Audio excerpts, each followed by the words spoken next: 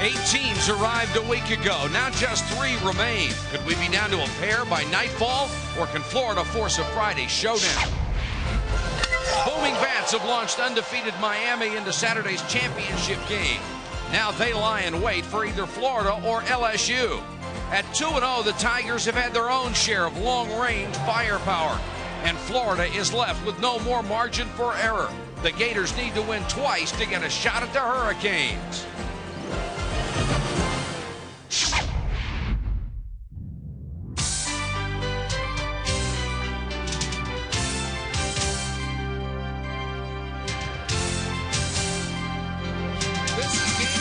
The College World Series, Florida taking on LSU. With the national championship game only 2 days away, the pressure is on. Miami has a perfect 3-0 record and waits in the wings for a title shot. LSU can join them today, but if Florida wins, it forces a rematch tomorrow afternoon. Good afternoon, everybody. Mike Patrick along with Joe Morgan. It's great to have you with us. We have seen some great pitchers out here. In fact, 3 of the top 4 in the Major League draft, but not necessarily great pitching.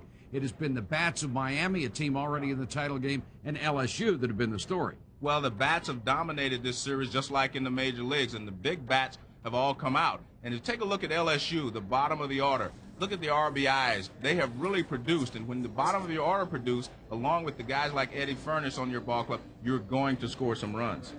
Florida coach Andy Lopez rolled the dice against FSU. He went with young Tommy Bond to give the ace of his staff 2 additional days rest. That was a nice call. Well, it was a nice call now because it worked, but he could have been out of the series. But you are great if you have John Kaufman, the left-hander, set for the 5 left-handers in the LSU lineup. But I tell you what, that's not an easy task that he faces.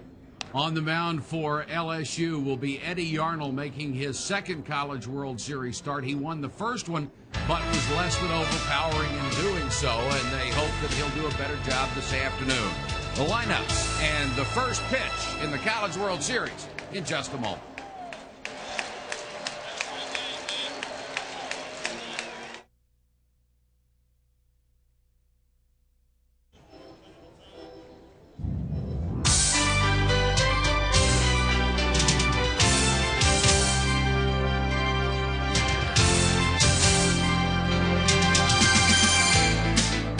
Welcome back to Omaha in Game 12 of the College World Series.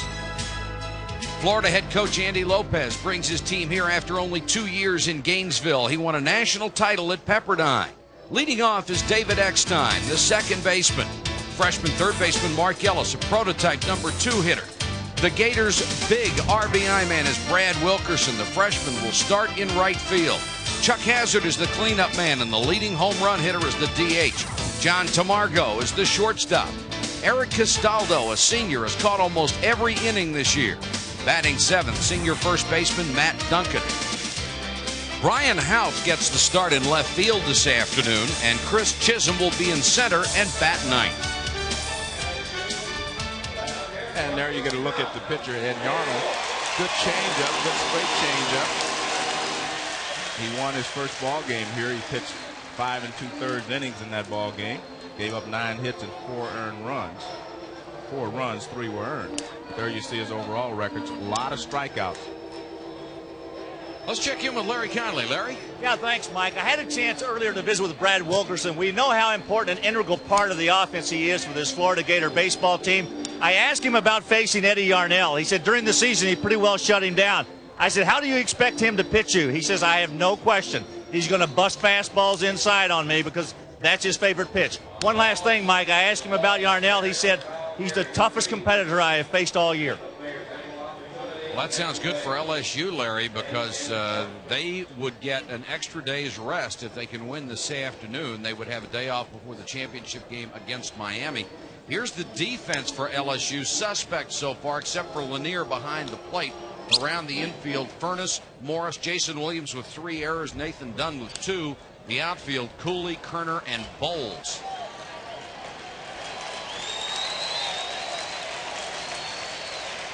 And we are set to go. Andy Lopez and Skip Bertman, like everyone else in college baseball, has worked so hard for the opportunity to get here. Skip Bertman, a fixture at the College World Series. Championships in 91 and 93 with two great baseball teams. This is a team that may not field as well and has not had the kind of starting pitching he has had in the past, but they bring the lumber, or in this case the aluminum. I think the one thing they have to be careful of is their defense. They have not played very well this entire College World Series. David Eckstein leads it up, takes a strike call from Yarnell, who's a 6'4" junior from Coral Springs, Florida, drafted in the 3rd round by the New York Mets.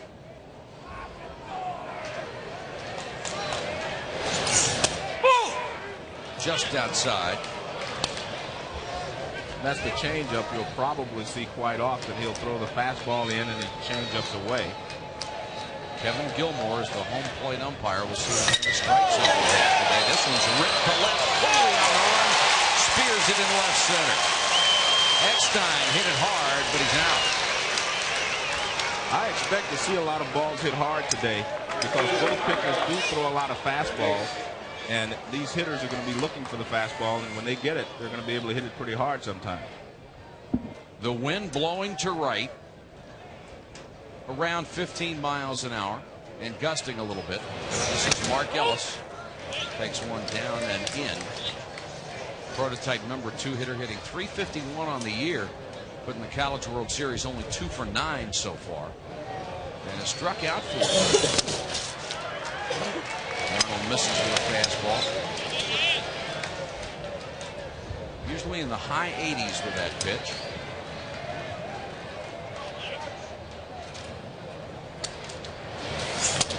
.3-0. That one got up there at 87.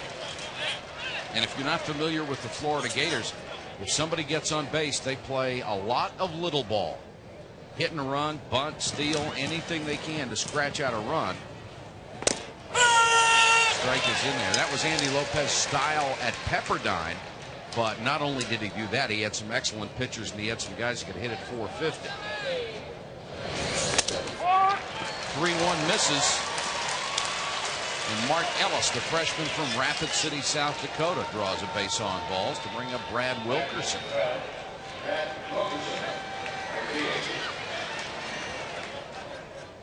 And let's see if Larry Conley's conversation with Brad Wilkerson will be on track if Yarnell comes in and tries to bust him with fastballs.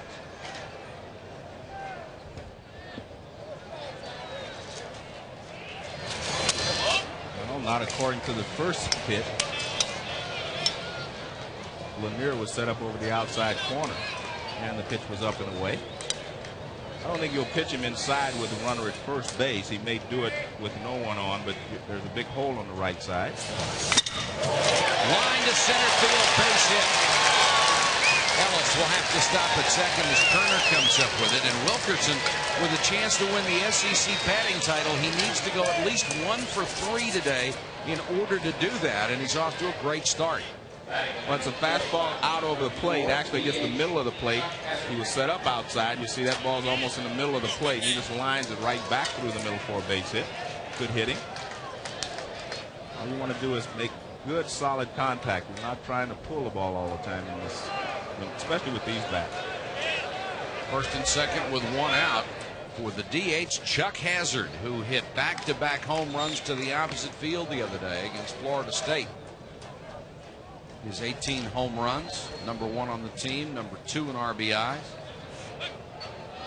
Hitting .455 in the College World Series. Nice stop by Lanier, who Skip Bertman says is the best defensive catcher he has ever had. He's also been a hitting star this week. Yes, he has, but he's shown us a lot behind the plate, and especially the way he receives the ball, because one of the things I've noticed in the College World Series is how the catchers receive the ball, because they really help you to get strikes from some of the calls if you can frame the ball pretty well. 1-0 to Chuck Hazard. 2 runners aboard, 1 out here in the top of the first. For Florida, it's an elimination game. Fastball hit deep to left down the left field line. The wind trying to hold it up into the corner. Foul ball. Foul ball. Just. Cooley couldn't make the catch, went to the wall near the 332 mark. Now Andy Lopez wants to come out and talk about it. Well, they're lucky that the wind was blowing across the right field because he drilled that ball. I still thought it was going to get out of here, but it went right to the wall, and it was foul. The only question in my mind was Cooley going to have a chance to catch it. Well, the ball's hit in his fair a long way right now, but because it's fighting the wind, it hooks even more. And you see Cooley going over into the corner. And you see that when he does get there, that the ball hits foul. It barely foul. I don't know how the umpire saw it, but he did a good job. The ball hit, he loses it right there in the sun. That's why he didn't catch it, but it hits just foul, just outside of the line.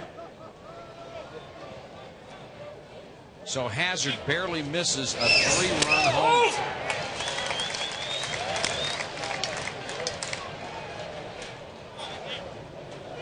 Two and one to the sophomore from Dallas, Texas. 5 of 11 here in the series. Last year, freshman All-American for Andy Lopez. Line to center field, right at Kerner. The Gators are hitting shots off of Eddie Yarnell. I mean, even the 2 outs have been hit. Yes, sir. And I don't think Skip Bertman likes what he sees. He's on his way out to the mound. He's probably going to say, we might have to get the graduates off the infield, get them out of here, move them to the outfield. Now he's going out to talk to them. I think he wants them to change speeds a little bit more. There may be 2 outs in this inning, Joe, but Yarnell is a couple of feet away from 4 consecutive base hits, including a 3-run homer. Yeah, he could easily be down 3-0 right now. This brings up the old line where the coach comes out and asks the catcher, what does the pitcher have? And he says, if I ever catch one, I'll let you know. That's exactly right.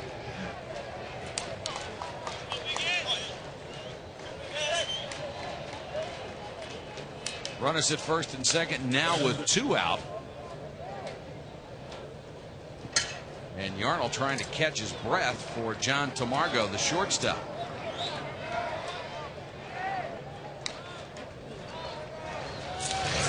Off-speed pitching there for a strike. Caught him with a breaker. Well, I think that's what he said. You better start changing speeds and using your off-speed pitches a little better and make sure you throw strikes with them. Otherwise, they're just going to sit on the fastball, and you're going to have a long day out here, or a short day. Missed outside with a fastball, 1-1.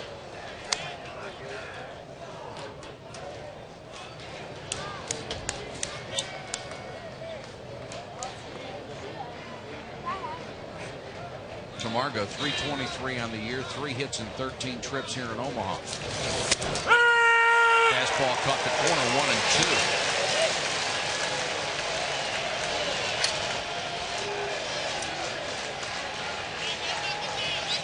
Yarnell trying to get out of a troubling first inning.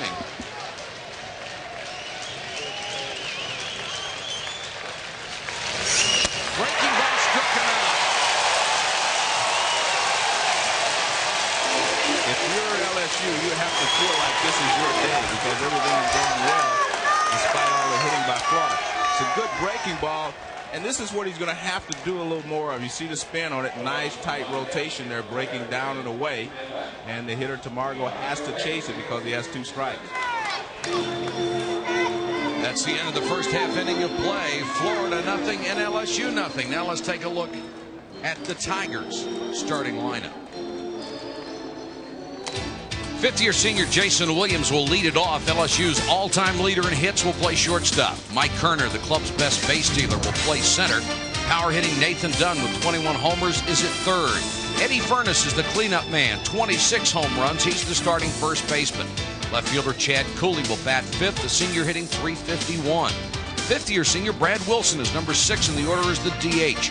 Justin Bowles, another power hitter, will play right field. Tim Lanier, an excellent defensive catcher who has hit well here, bats 8th. And the number 9 man down in the order because of an injury, second baseman Warren Morris. And there you get a look at John Kaufman. It's up to him to stop these left-handed bats of LSU. And we've noted that they have hit very well in this College World Series. That's a pretty high earned run average for a guy like Kaufman. He doesn't strike out a lot of hitters, even though he throws a lot of fastballs. Goes around 87, 8 miles an hour. He has been his best at the end of the season. Here's the defense behind him. Castaldo is the catcher. Everyone else converted shortstops on the infield. Duncan, Eckstein, Tamargo, and Ellis. A couple of converted shortstops in the outfield as well. Brian Haught gets the start in left. Chris Chisholm in center, and Brad Wilkerson, who we may see as a pitcher also today, will start in right field. A nice view there. It looks like my glasses. Let's take a look at that ball that Chuck Hazard hit down the left field line. I mean, LSU could easily be down 3-0. They got a good break here. The ball could have also been called fair, even though I think it was foul, but the outfielder had the umpire block. Cooley had the umpire block. Watch now, he loses it in the sun. Now his body is between the umpire and the ball, and the umpire gave them a favorable call, which I think was correct, but I mean, it could have gone the other way. It was that close, and especially when you couldn't see it hit the ground. And I echo your point about LSU having to feel very happy about getting out of that half inning. Those balls were just smoked. And what a nice job by Skip Bertman to come out and settle his pitcher down, and he comes out throwing breaking balls and gets out of the jam. That's exactly correct. I mean, I think that's what a coach's job is, a manager's job. Come out and settle your pitcher down. Jason Williams to lead it off. Good fastball from Kaufman. You see there's not a lot of foul territory down there. If it's fouled by a lot, obviously it's going to be in the stands. Breaking ball, Williams swings over the top of it. The MVP in the South 2 Regional, hitting .346 on the year, but has struggled in the College World Series. Only 1 of 7, and LSU can be very grateful to the bottom third of its order, because those are the 3 guys that have carried them here so far.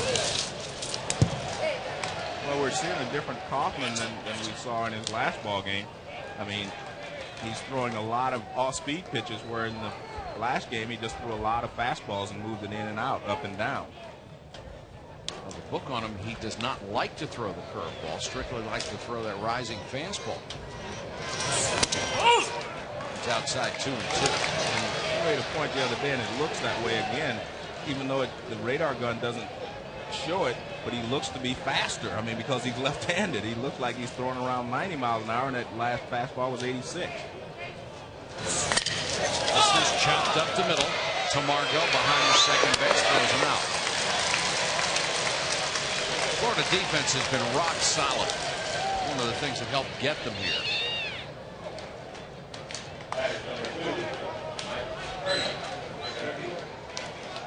It's not a bad recruiting idea. You can just go find a bunch of shortstops and get them to play somewhere else.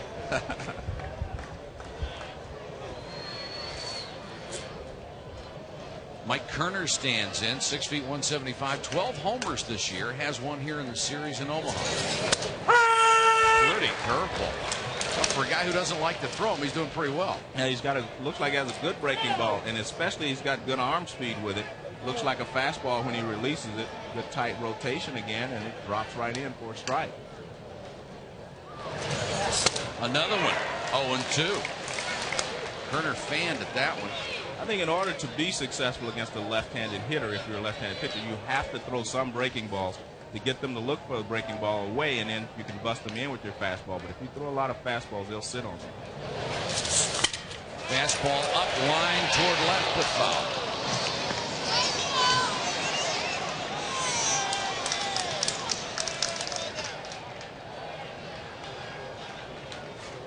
I still believe in a fastball up and in 0-2 is better than away, because you can see he can at least get his arms out there to slap at it. You fire it inside and he has to turn on it, and you're better off. You can, get a strikeout up and in, but when you get the ball out over the plate, they just slap at it. Set up outside again. Another breaking ball struck him out in the dirt, so Castaldo will have to throw down to first, and does. Too easily gone here in the LSU first. If you go on past history, there are 2 omens involved here. Florida, through the regular season and the SEC tournament, 4-0 against LSU. But here in the College World Series, it was the Tigers who win the game. So is it early momentum, or do you like the last game here with all this pressure? Well, it's always difficult to beat a team 5 times in a season. 5 5 straight times. That's difficult to do. Unless you're playing the Tigers. Yeah.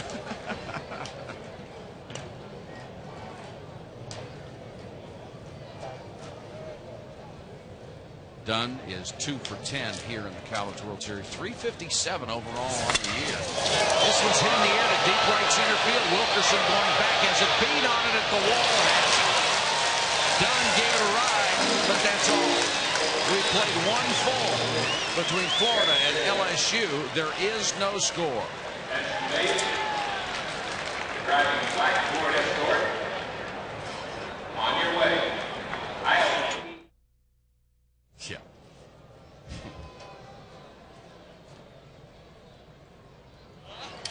Nice hat. We go to the top of the second inning. There is no score.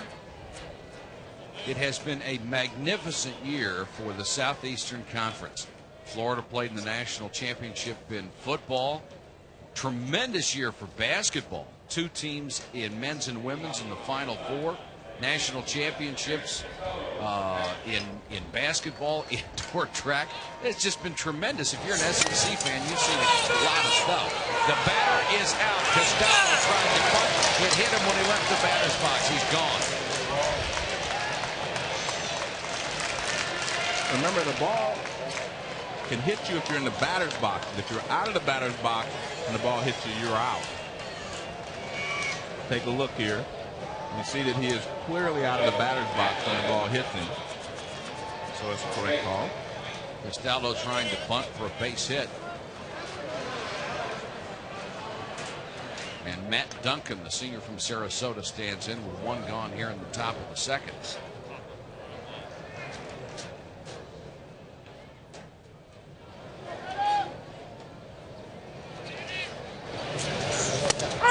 Breaking pitch on the corner.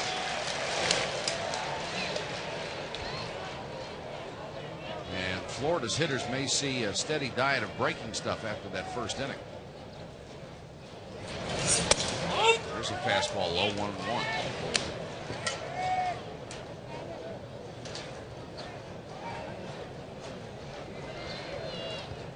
Duncan only 2 hits. College World Series. That one's outside. If you're a pitcher with 1 pitch and it isn't working, you're just meat. You're helpless. But Yarnell obviously has the good breaking ball and it bailed him out in the first. Fastball, Duncan stayed off of it. And my assessment here is if you're only going to have 1 pitch, you're better off with the breaking ball than you are with the fastball. If that's the one you can get over that day, you're better off. Here's the 3-1 to Duncan. Fastball is in there.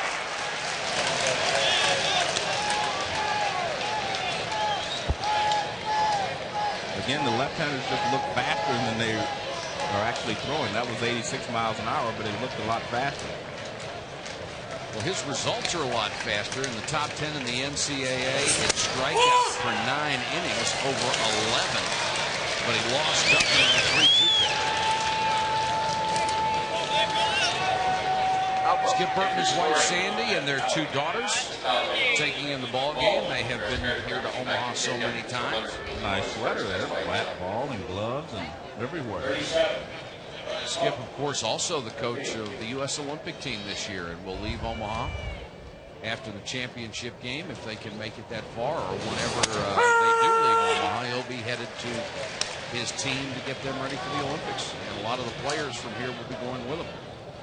Ryan Houtt gets the start, only a 190 hitter this year. He's had 3 appearances here in the College World Series without a hit. Fastball, runner go. Duncan has one to second. He is out. Lanier with a high throw, but Williams got the tag down. Well, he had a good quick release, meaning Lanier behind the plate. He got rid of the ball quickly. It was high, but he gets it there in good time. An average jump, not a good one. He looked like he's looking back like maybe it was a hit and run. You see the throw is high, but it gets there in time. Nice tag there by Williams. This one's hit foul outside of first base. 1-1 to Houtt. I think that was a good idea for Lopez, Andy Lopez, the coach, to try something early. Find out if you're going to be able to steal bases, because you don't want to be trying to test the waters in the 8th inning. Struck him out on a fastball.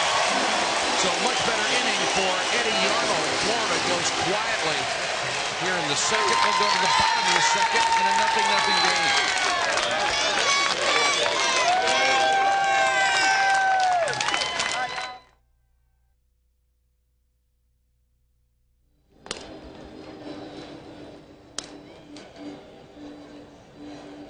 Ready for the LSU second inning in a scoreless game here in Omaha. Mike Patrick, Joe Morgan, Larry Conley. Glad you could join us this afternoon. The situation for Florida, they have to win to force a rematch tomorrow.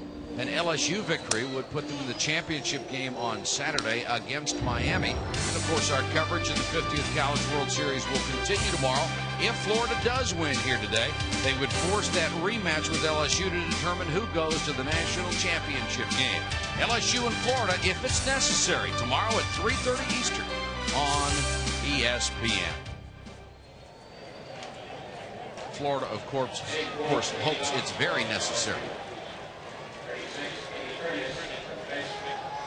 Eddie Furness stands in 374 on the year, but he's 1 of 7 here in the College World Series. And if you told Skip Bertman his team would be 2-0 if his big guy hadn't had a hit, he'd be shaking his head.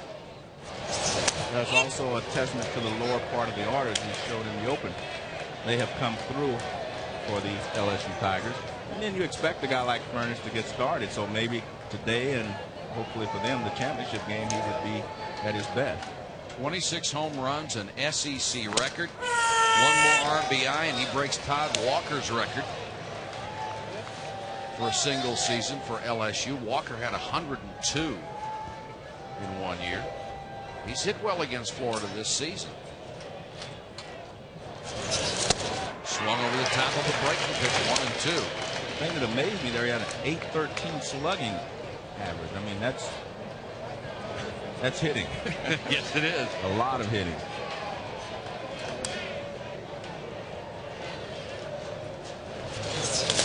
Kaufman in the dirt.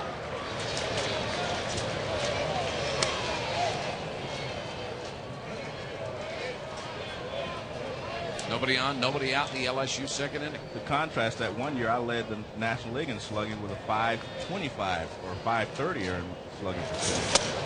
Yeah, but what would you have done with an aluminum bat, Joe? What would you have done with an aluminum bat? Good point. I tell you what, Tom Seaver would have never been able to get inside.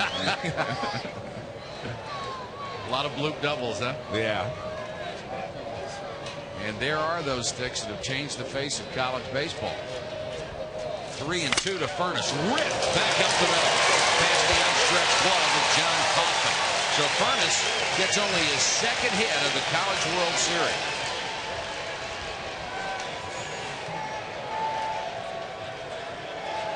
Good hitting by Furness. He just tried to ground this ball back through the middle. Just try to hit it hard someplace. Fastball.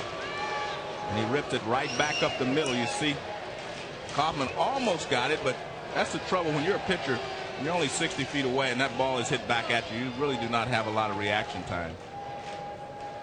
Just enough time for your heart to get up into your throat. Yeah. Chad Cooley down in the dirt to Castaldo. Made a nice stop. Well, he's starting in the middle of the lineup, but now he's getting to the big guns. 7, 8, 9 Yeah. when we get down there. When you get down there, you're in real trouble. Cooley has had a good series, 444 overall, a homer and 2 RBI. Hits this one. Through Matt Duncan. Furness on his way to third. An error all the way on the converted shortstop. And the Florida defense, which has been so rock solid, makes a big error here. Well, you're right. This ball is hit directly down to Duncan. I mean, it's right at him. All he has to do is get the wicket down, but see, he wanted to turn and throw to second base. You have to make sure you catch the ball first. Furness comes around second, and he gets around to third, runs to first and third now with no one out.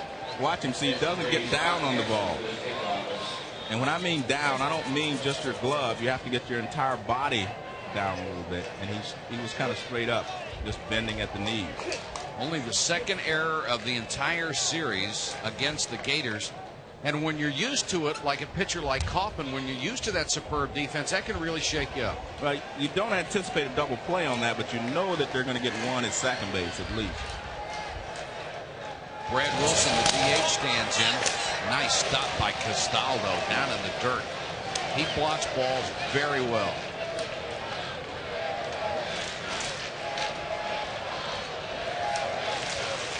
Actually, most of the catching and the outfield play here at the College World Series has been good. The problems have come with some of the infielders. And I might add, it's more difficult to field a ground ball than it is to catch a fly ball. Yes, it is. You would expect the errors to come on the infield. And this is a hard, fast infield, too, although Duncan's error, you can't attribute to that. That was just a routine play. Well, you're right. A lot of times they're not able to water it because of the threat of rain or some of the sprinkles that we get during the day. So it ends up being a very hard infield, especially when we get to this 12th game here. Runners at first and third, nobody out for Wilson. 2-0 from John Kaufman.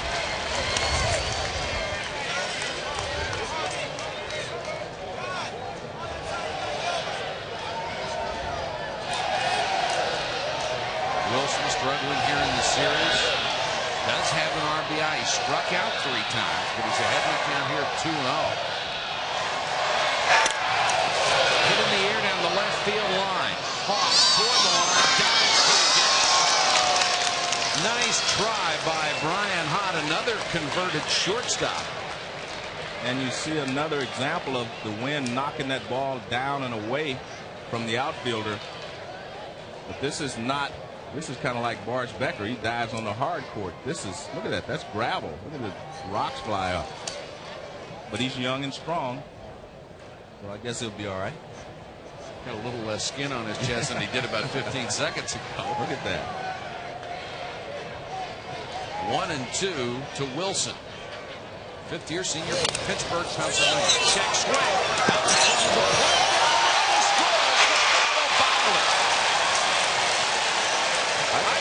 Castaldo imagined that Cooley would be coming from third on that play. Well, I'm like him. I can't imagine him coming from third on the play either. I mean, he was going to be out if Castaldo would have known he was coming and come up and grab the ball. Now watch, a check swing, ball's out in front of play. He never looks at third. I mean, you just never think that the guy from third base is going to try to score on the ball right in front of the plate. But Furness was going all the way. I mean, now you see him look up, he sees him, and then he loses the ball when he tries to pick it up. But he is able to retire Wilson at first base. But I tell you, see, he looks at him, and that's why he couldn't pick the ball up.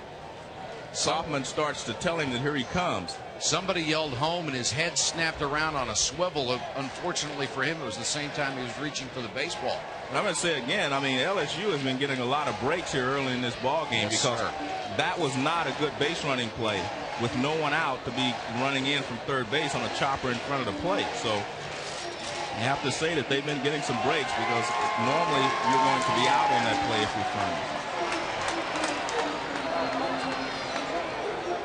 The aggressive nature of LSU coming to the fore. There's aggressiveness, and then there's outrageousness. I thought that was a little outrageous to try to score. Like I said, if there's one out, okay, but no one out, you really do not try to score the guy from third in that situation normally. But it worked. 1 out, Cooley down at second. Now we have reached the truly dangerous part of the lineup, 7, 8, and 9. This is Justin Bowles, the right fielder. 600 in the series, 3 for 5, and including a home run. And this is what turns things around in any time of baseball. The unexpected, the guys that haven't hit all that well all year long, although Bowles is a .305 hitter now. Pickoff play at second base. Eckstein ducked in there, and Cooley got back. Well executed pickoff play there. Shortstop kind of faked him, and then the second baseman on a timing play got there. Good execution by both Kaufman and Eckstein. Now watch him. See, as soon as he gets there, the ball is there. But good base running again by Cooley there.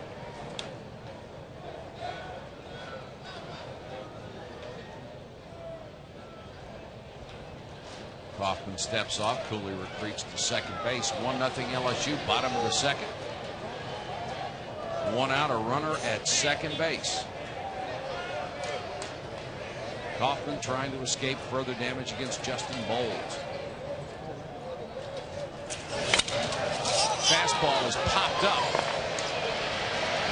Margellis to third baseman in foul territory. 2 out.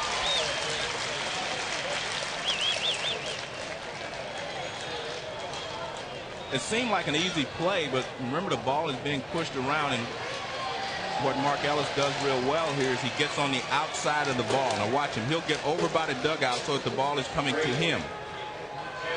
And watch him. See, the ball is coming to him. He's not running to the ball. That was a nice read there. He's reading the wind a little better than some of the outfielders have so far.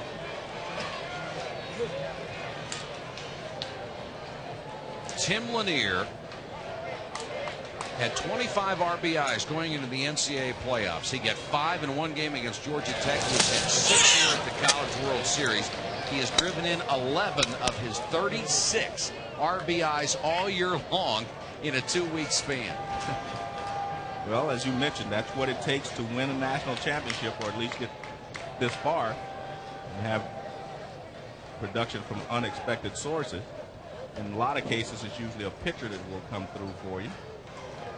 And even with his lack of offensive production, a 10th round draft choice of the San Diego Padres in the Major League draft because of his tremendous skills as a catcher. Catchers and shortstops do not necessarily have to bring the bat with them. It's a nice bonus, but if they don't, that's fine. Well, the middle of the diamond is supposed to be defense. Your pitcher, your catcher, your shortstop, second baseman, and center fielder. That's supposed to be defensive, you know, where you get your defense from. So you're right, they are not expected to hit. Strike called on the 2-0 pitch. Although sometimes we expect a little bit more, but their priority should be defense first, and whatever they add to your offensively is a plus, because you want a great center fielder to run down balls, the shortstop, second baseman to make the double plays and routine plays, and of course your catcher to be able to control things behind the plate. Fastball inside to Lanier. But Joe, some of you brought more than your glove. Well, that's true, and it's really weird, Mike, in that when I first came to the big leagues, you had the Bill Mazeroskis and guys who had played before him. Their main job was to play defense. You know, they may hit 260, add a few home runs, whatever, and that was acceptable. But I don't think that's acceptable anymore. You're right. A lot of guys started to hit for average. Now they expect it. The 3-1 fouled straight back. And Roberto Alomar is hitting 405 starting today's action. That's amazing. And he can play some second base. Yes, he can. He's a very fine player.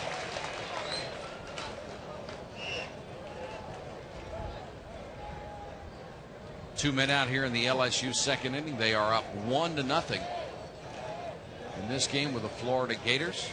That's Cooley down at second, Lanier at the plate with a 3-2 count against John Kaufman, the junior from Tampa, trying to get out of trouble here in the second. Lanier, that's foul, called at the plate off his foot. And Lanier gimping toward the Florida dugout.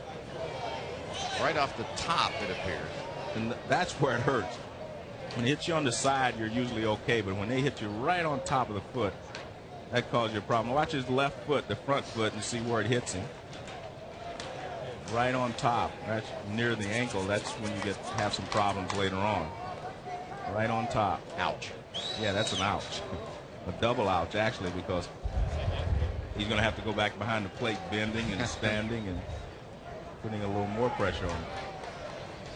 It'll bother him more tonight than it does during the ball game today, though. Well, he understands how it works. He's a kinesiology major. Oh, okay. I took that one. Fastball outside. He gets the free pass, and that'll bring up the number 9 man, Warren Morris. Another one of the bottom 3 who has been on a tear. Morris, 391 overall on the season here in the College World Series. He stepped it up to 429, has 3 runs batted in. He was drafted in the 5th round by the Texas Rangers. Really, he is not a number 9 hitter. He broke a bone in his hand. Still not 100%. They have won every game that he has started this year. Entering the College World Series, they were 18-0 with him as the #2 hitter. So they have their good luck charm in Warren Morris and their good luck charm in the gold yellow jerseys. They started wearing those in the regionals, and they have done nothing but produce huge numbers of runs. Hit it. Kaufman loads him up with 2 out. I'll tell you what, if you're Florida, you should scout a little better, because watching that first pitch, he took the first pitch and he didn't move, and the ball almost hit him. So this one is a little further inside. Now watch him, he really doesn't try to get out of the way. Watch this. He just takes it on the arm. I mean, that's sometimes an umpire should, say if you don't try to get out of the way, they can call that pitch a ball. And he definitely did not try to get out of the way of that pitch. No, he just took one for the club. Right, and that's fine if you can get away with it. How many did you take for the None. None. Jason Williams back to the top of the order. Bases loaded. Breaking ball. Outside corner at the knees. I always tricked myself into believing I could get a base hit. Yes, sir. Great thinking there. Yeah. Williams 0 for 1, grounded out to short, his first time up to lead off the game. Bases loaded, 2 out. Breaking pitch missed this time. There are those gold uniforms. 5-0. They've scored 74 runs. They almost scored 74 runs against Georgia Tech in that NCAA game. They had 1/7 inning that lasted 50 minutes. Unbelievable. That is. And when we talked to Skip Burton, he said it was hitting, not errors. They only had 2 base on balls, I believe, but they were just hitting. He said just hitting line drives everywhere. 18 runs on 13 hits. He said you'd be hard pressed if you charted batting practice to get 18 runs and 13 hits without making 3 outs.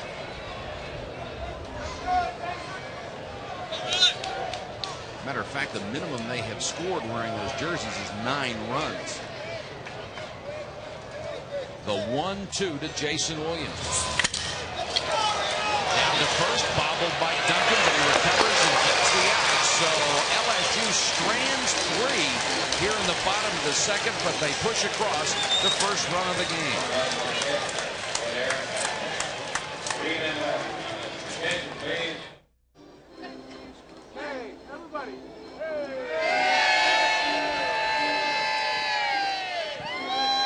Welcome back to the 50th College World Series here in Omaha, Nebraska. We're right outside of Rosenblatt Stadium, and Chef Woodrow here is doing some cooking. Woody, what do you got under the grill there? Well, today we've got Italian sausage and hamburgers. We've Cajunized the sausage a little bit with some good Cajun seasonings. Rosenblatt Stadium is what we consider our home away from home. Back home, we play at Alec Box Stadium. We cook right across the street at tree number 1. So we brought our pit up to Alec Box North. Woody, it looks awfully good. Mike, I'll just join you guys a little bit later. Yeah, and I tell you what, we've been coming out here a long time. You've done a lot of food stories, and I know you're full, but we never get anything up here. Well, one of these days he'll find somebody doing sushi, and they'll bring that up. Okay. Get us some bait. Eddie Yarnell with a fastball as he starts his 3rd inning of work to Chris Chisholm. Good stuff. Like it? Good. Real good. 2 to go, Larry.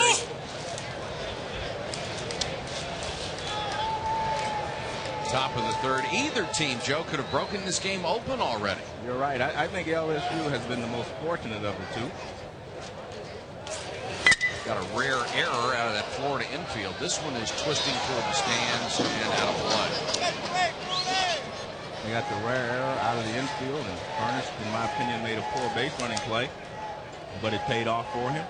And ball just an inch or so foul down the left field line with a couple of runners on. Could have scored some runs for Florida. So, but that's what happens. I mean, what's the old saying? Rather be lucky than good. Yes, sir. And it's great when you're both. Fastball high to Chisholm. 2-2. He's hitting .343 on the season, .364 here in the series. He's had 4 hits, all singles.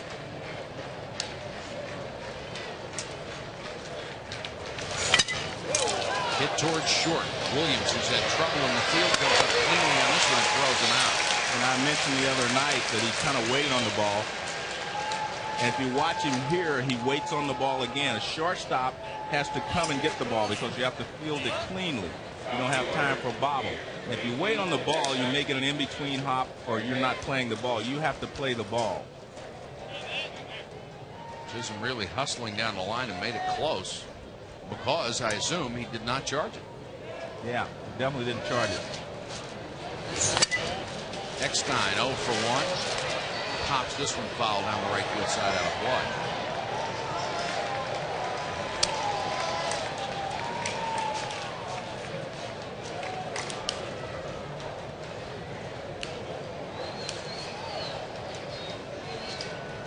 Yarnell survived a tough first inning and has looked sharp ever since. Done more off speed like that and breaking balls. We're going to show you the play at shortstop again. Now watch Jason Williams. He just waits on the ball. He doesn't come and get it. Well, trust me, he doesn't come and get that one. He waits on it. 1-1 hit in the air to shallow center field.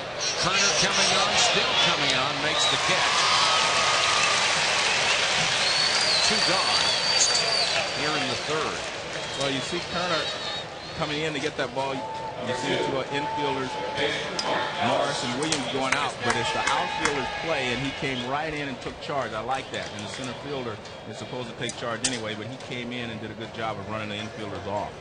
Much easier play for him, too. Breaks his pitch on the corner for a strike. Mark Ellis walked his first time up.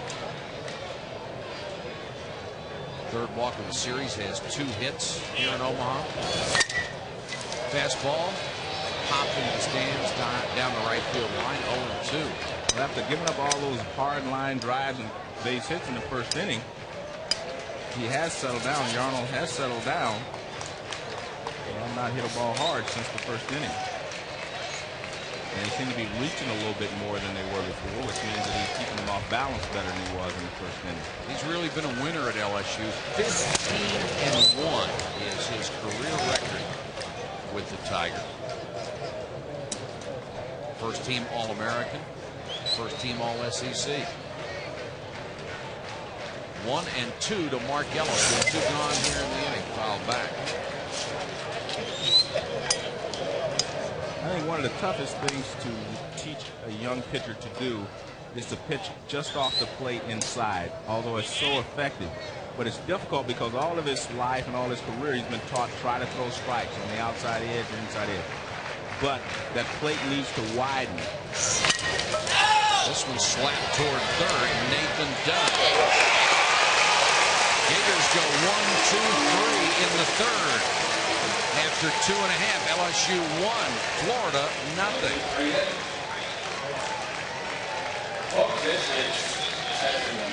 Right here. Dartboard. Somebody's already stolen our banner as we go to the bottom of the third. Thank you very much. LSU with a 1-0 lead over Florida. Those banners are very popular. We don't. We take those to every event. We don't seem to get too many to take to the next event from our current locale. We're laughing about taking one for the team. Ron Hunt, as you know, used to wear a pad on his back, and he'd take a lot of pitches to get on base. And this particular time we're going over him in a meeting, and one guy says he likes to get hit. Well, he doesn't have any padding on his neck. Let's see if he'll take one in his neck for the team. I mean, that's kind of the way the guys used to think. Yeah.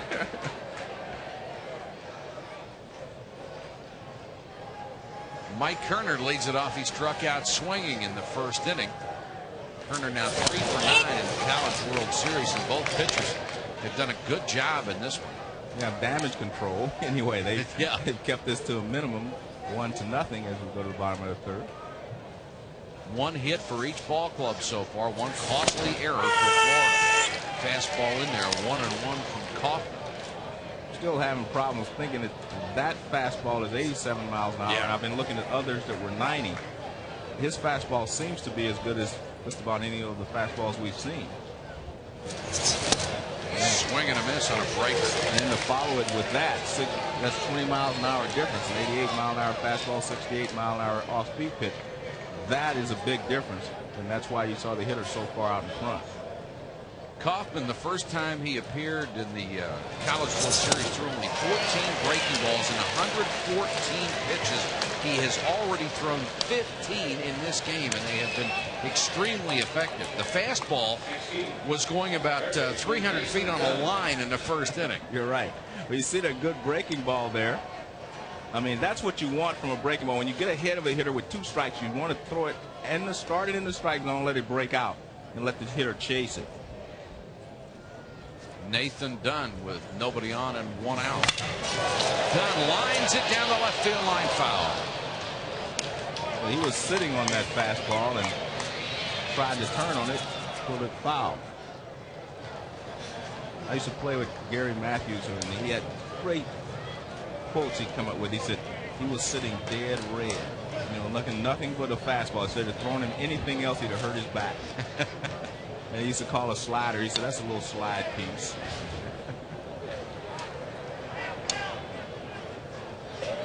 First time up, Dunn gave one a ride to right center.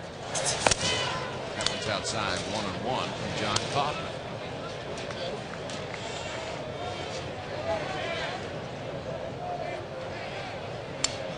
Dunn in the series only those 2 hits after hitting .357 during the regular season. That's inside. Sorry, Mike. That's the type of pitch I'm talking about. Just off the plate inside. It opens up the outside corner for you.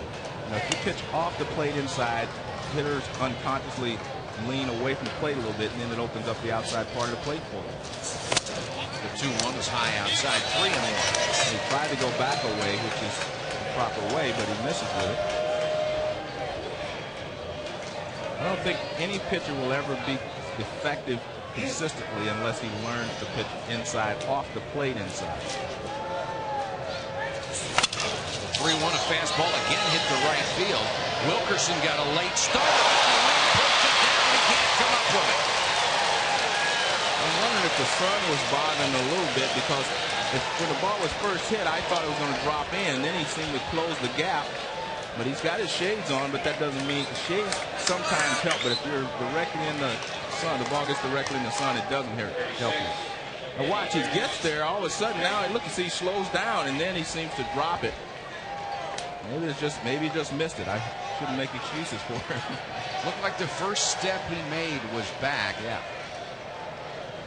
And the wind now blowing in a little bit and toward the first base line. They'll give him an error on the play. He should have made it.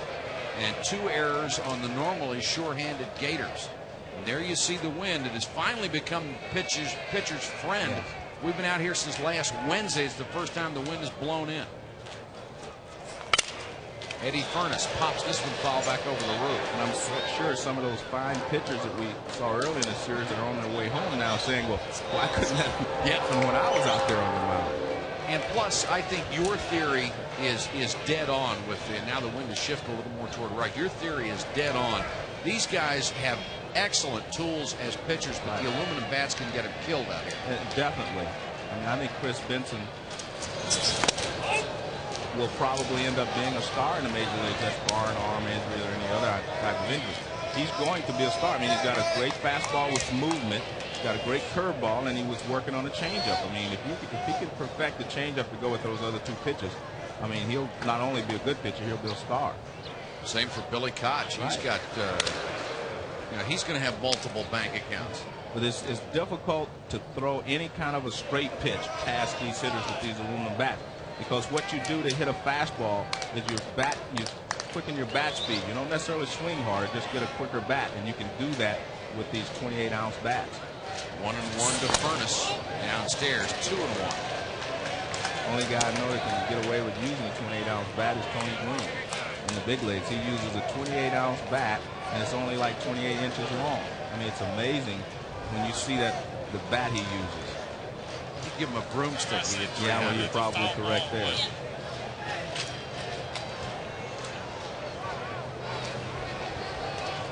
Kaufman has allowed 1 run on 1 hit, 2 errors when His teammates behind him have hurt him. The only hit, the single to center by Eddie Furness, is up right now.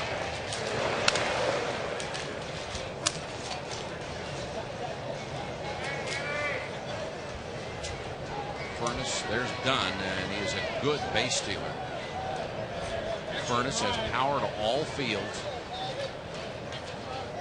A pure hitter, a sophomore from Nacogdoches, Texas.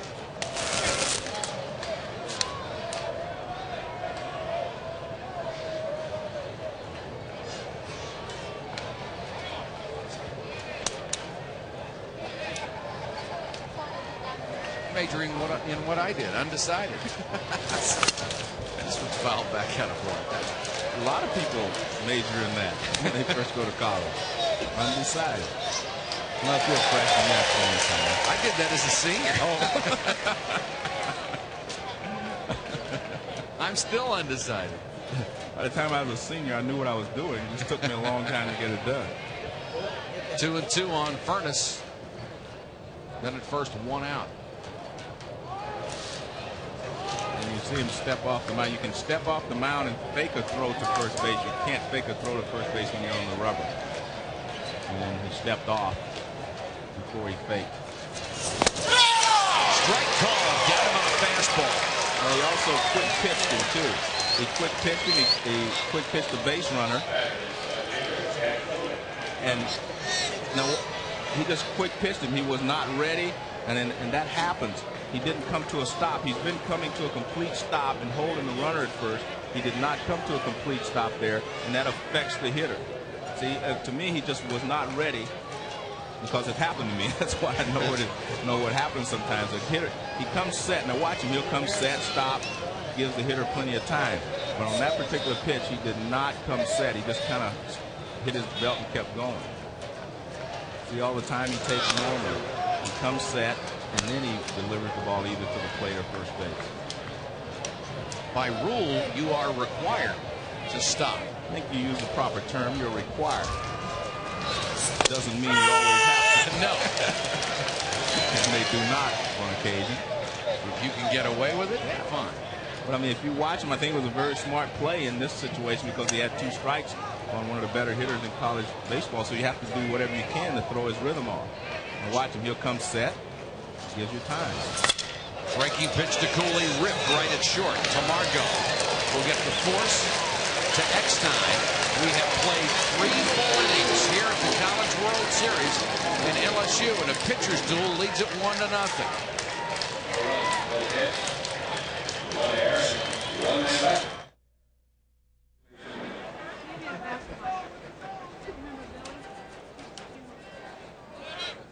So we go to the top of the 4th, 1-0 LSU over Florida.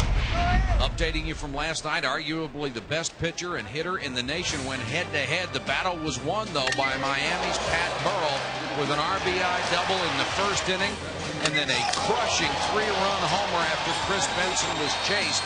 Benson, the #1 choice in the overall draft, ended his Clemson career with consecutive losses here at the College World Series in Omaha. Clemson, with that great pitching staff, eliminated Miami at 3-0, awaits either LSU or Florida for a national championship game on Saturday.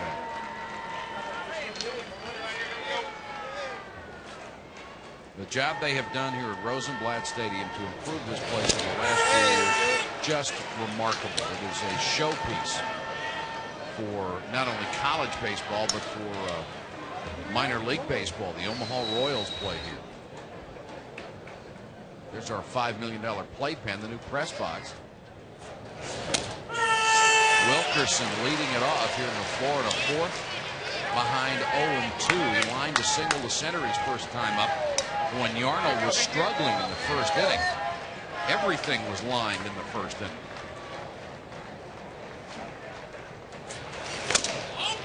Missed with a fastball high and outside.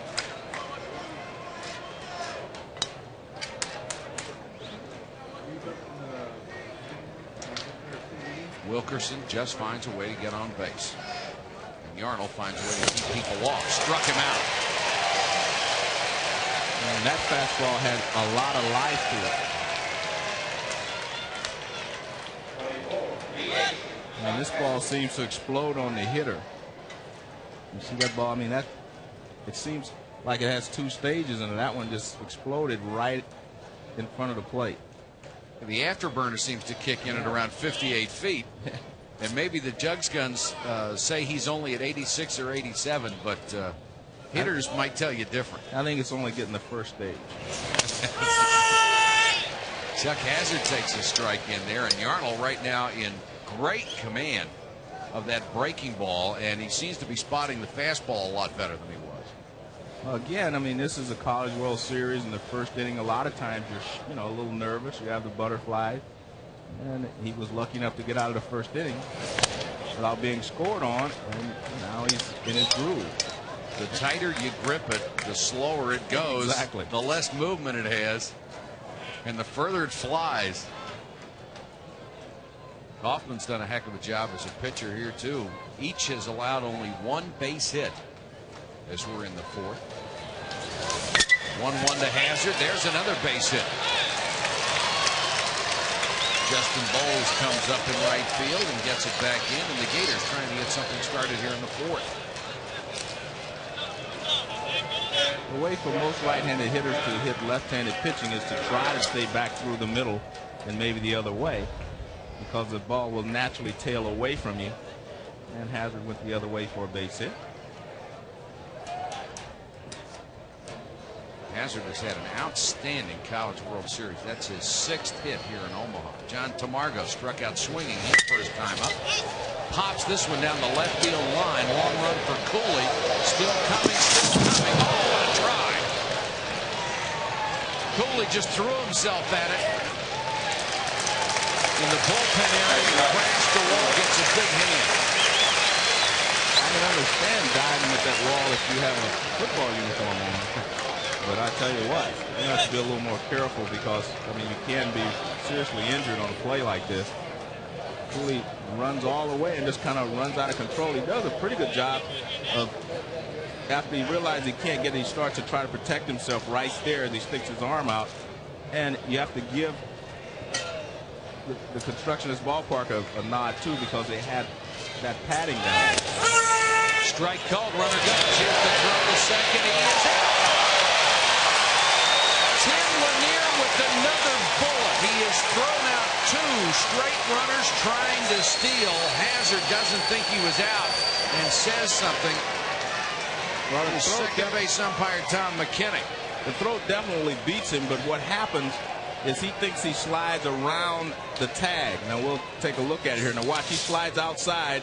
He thought he slid around the tag, but he was out. Nice tag there at second base by Morris. He thinks he does, but see right there, he gets hit on the leg before his hand grabs the bag. Good call by Tom McKinney. 2 gone. Tamargo 1 and 2. Hits another one down the left field line. Cooley on the run again. I tell you what, I hope they don't hit any more balls down there. He's starting to worry me. Cooley's going to have to get some shoulder pads and a hard hat. He's going to keep running into those walls. Because I tell you what, that wall will not move. I don't care how hard he hits it. He may be able to move the ESPN sign. That's about it. 1 and 2 to Tamargo. Base is empty now. 2 gone here in the Gators fourth. Struck him out. 4 strikeouts for Eddie Yarnell. He has allowed 2 hits and no runs through 4 innings. Back to the College World Series in a moment.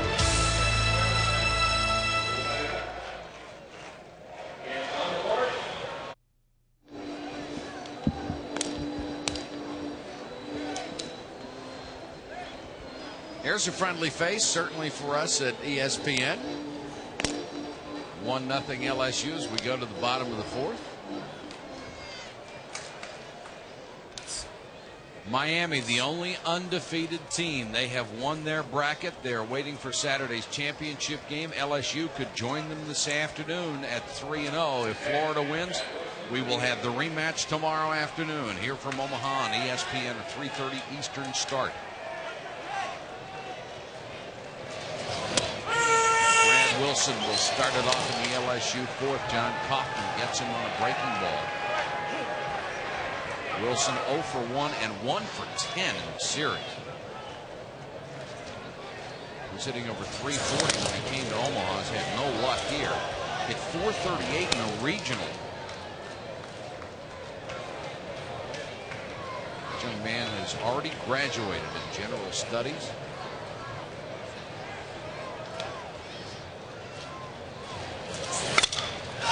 Turns on a fastball. Great stop by Duncan. Took it himself and got it. So Duncan, who botched the routine play earlier, makes the diving stab off the bat of Wilson and records the out. Very nice play here by Duncan. As you mentioned, he messed up the routine play, but he makes a dive. I mean, that's a tough play. And then he gets up very quickly. He's trying to decide whether to toss to Kaufman or not, but you can see that he barely beats Wilson to the bag. Just a nice, tremendous stop. Now he runs down the line. Good job by Kaufman to get out of his way. That's those converted shortstops for you. Yeah. Justin Bowles popped out foul his first time up.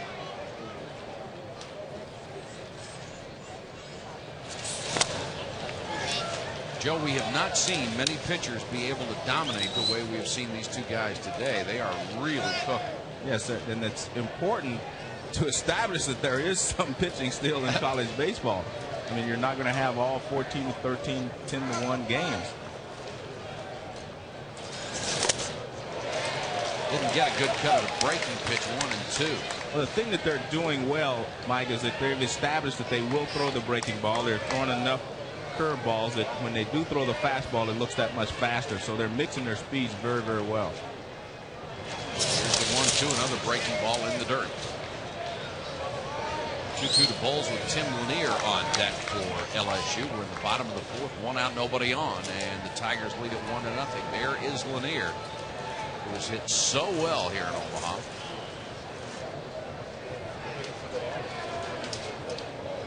Strike 3 call. Perfect example there of what I was talking about. Throw him a couple of breaking balls, get him looking for the breaking ball. Now just turn the fastball loose, and no chance. I mean, it just freezes the hitter. Fastball right on the outside corner. I mean, that's a beautiful pitch. Perfect pitch there. And there you see the rotation on it.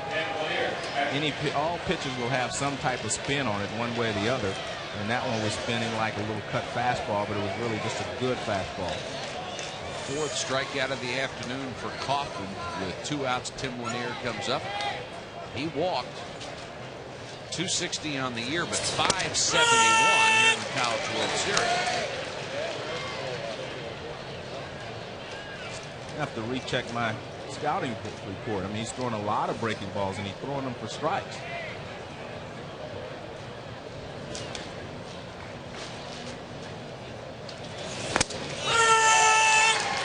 Fastball bangs in there 0-2. The other thing that they're doing well, if you stay ahead of the hitters, you can control them. You get behind in the count, and you lose control.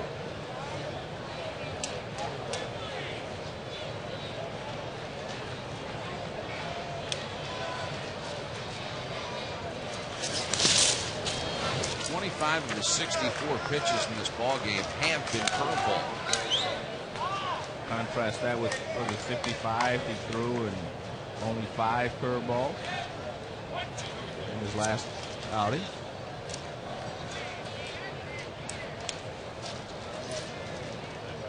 Here's the 1-2 fastball called strike 3. Strikeout number 5 for John Kaufman.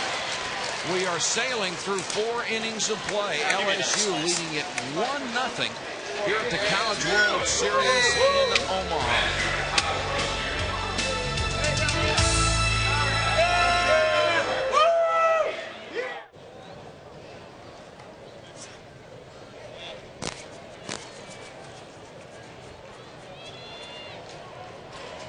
The University of Florida having a team meeting at the top of the dugout right there. It's something that Andy Lopez does occasionally. He brings his club together to keep them motivated. Not unusual to see them up on that top of that dugout having a meeting, because the rest of the time, I'll promise you, they're sitting in their seats. All right, thank you, Larry. And they're trying to get the team jacked up here as they go to the top of the 5th.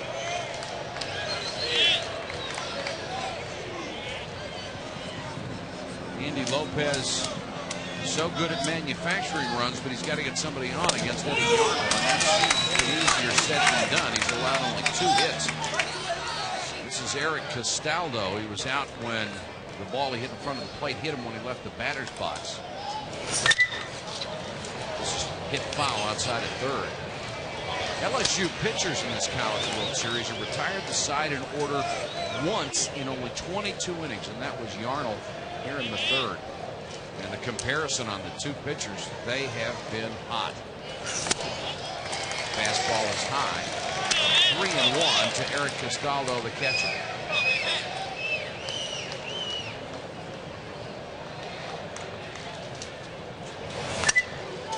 Foul back.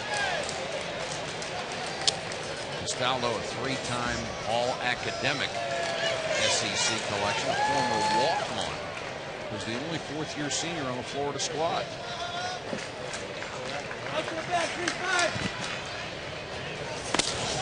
Missed on the 3-2. The 3rd walk given up by Eddie Yarnell.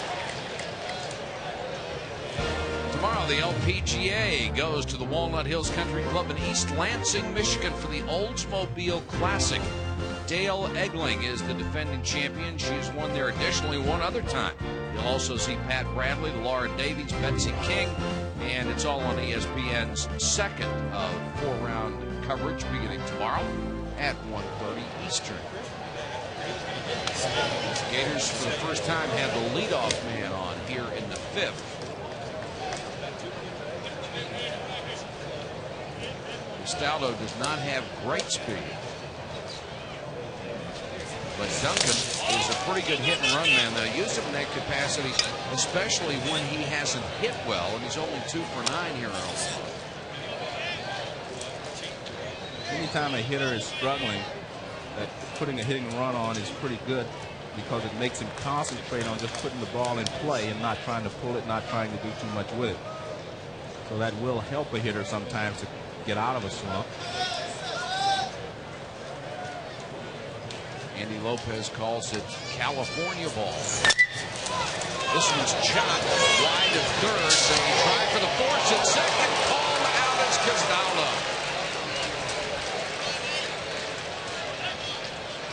Nathan Dunn ranged wide to his left and made the throw to Warren Morris. Well, he couldn't get out of his glove right there, so he ends up just kind of shot putting it. Very close play at second base. Now watch him. He can't get it out of his glove right there. See, so he just ends up just pushing it. Didn't get much on the throw. Made the play a lot closer than it should have been. Boy, that was close. Yes. Duncan on at first only has 3 stolen bases all year. This is Brian Hout, the freshman, who struck out swinging his first time up.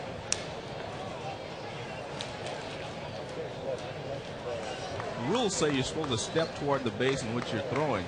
Yarnell is really not stepping toward first base. He does a little better job there. But the pitch before, I mean, the throw was before, he just kind of picked his foot up and dropped it. You're supposed to step that way. We've only had 1 balk called in the College World Series. That's when a pitcher started his motion and then stopped. But unless you do that, you're very rarely going to be called for a balk out.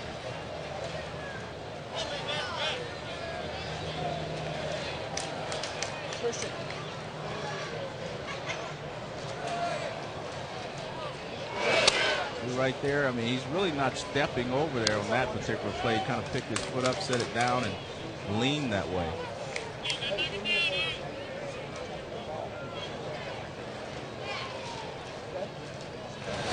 Oh! 2-0 now to Brian Howe. Staring intently into the dugout. The signals from Andy Lopez. See what he wants him to do on this pitch. Ball 3. So Yarnell has already walked 1 in the inning and is behind 3-0 to Hout. Gators have not gone on the straight steal. Tim Lanier has thrown out 2 straight. Strike call, 3-1. It's a perfect hit and run situation. if you're trying to help the hitter. Foul straight back, 3 and 2. Let us take that, Jimmy. Next foul ball, take 3, okay? Hout has been a strikeout victim 23 times this year in limited plate appearances. So let's see if they start Duncan at first. Checking throw over from Yarnold.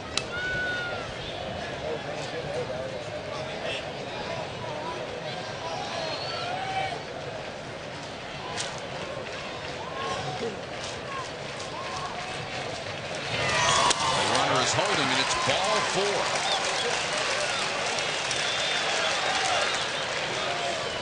Walk about it that's hitting under 200 in a situation like that, it really upsets a veteran skipper like Skip Burton.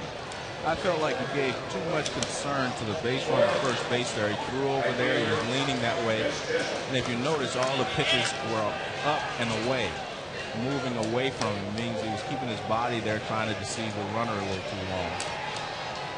Chris Chisholm, the 5'9" senior from Columbus, Mississippi, with a chance to deliver. Breaking ball is in there. He grounded a short his first time up and is 4 for 12 here in the series.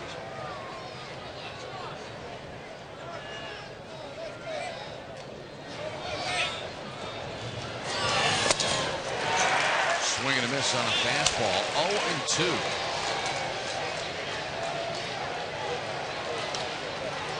When Yarnold started the game, he was relying on that fastball primarily. But you see the season for Chisholm, he's gone more to his breaking ball, and his fastball has improved. This one's fouled back out of play. Sometimes when you're throwing fastballs, Mike, when you're trying to throw it too hard, your body gets out in front and you get a lot of movement. When you're staying back throwing the curveball and you start to throw it properly, now all of a sudden you're staying back on your fastball as well. So I think that's exactly what happened here. He was overthrowing the fastball when he went to the breaking ball. Now he's got his rhythm back. Here's the 0-2, striking out on an off-speed pitch. Nice series of pitching from Eddie Yarnold. Well, to be perfectly honest with you, he wasn't worried about the base runner anymore. The guys at first and second, now he's pitching to the hitters. And that's exactly what he does here. I mean, that looks like more of a slider because there's a small hole in it. Looks like more of a slider. Yeah, it is. More than the big curveball, but a nice breaking ball there from Yarnold. And way out in front is Chisholm. Eckstein 0 for 2, stands in with 2 outs and 2 on here in the Gator 5th. Their best chance to score since the first inning.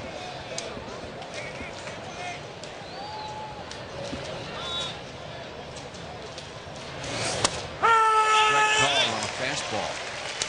That fastball really pops into the mid of catcher Tim Lanier. Yes, it does, but we're still registering those low numbers. I don't know.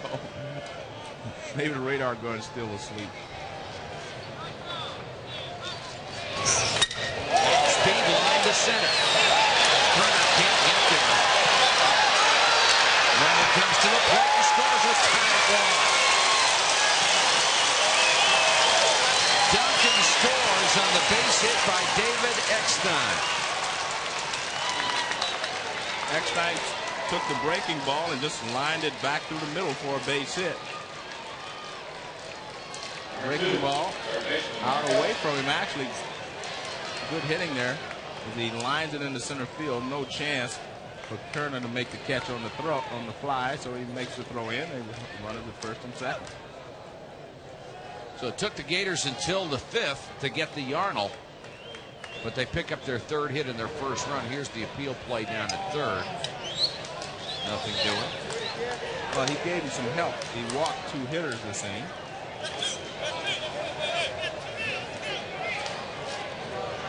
Take a look as Duncan comes around third base. Can't tell from that angle. He should hit the front of the bag anyway, to the corner.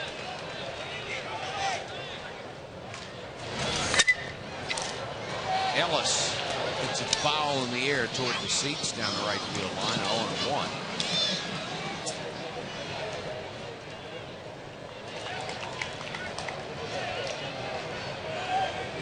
2 for 10 in the series, 0 for 1 today, and a walk.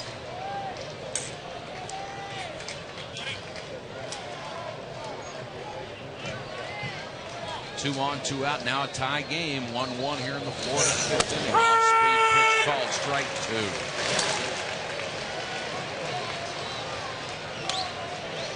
2. Joe, you're right. Since the first, the only mistakes Yarnell has made are the bases on balls. Yeah. Time requested and given. And the point you made about him walking in the second here, the guy that's hitting under 90, I mean, that's inexcusable.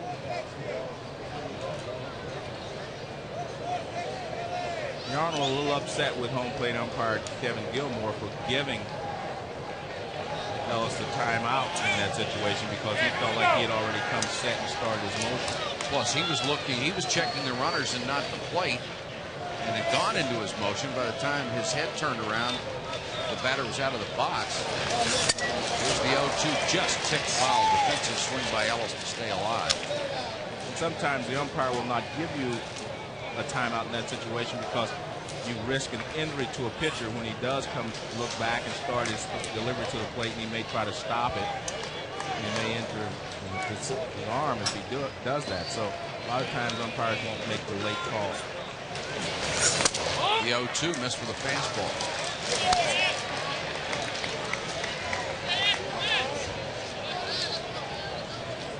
Both bullpens have been quiet today as both pitchers have been on. Yarnell has allowed 3 hits, Kaufman only 1.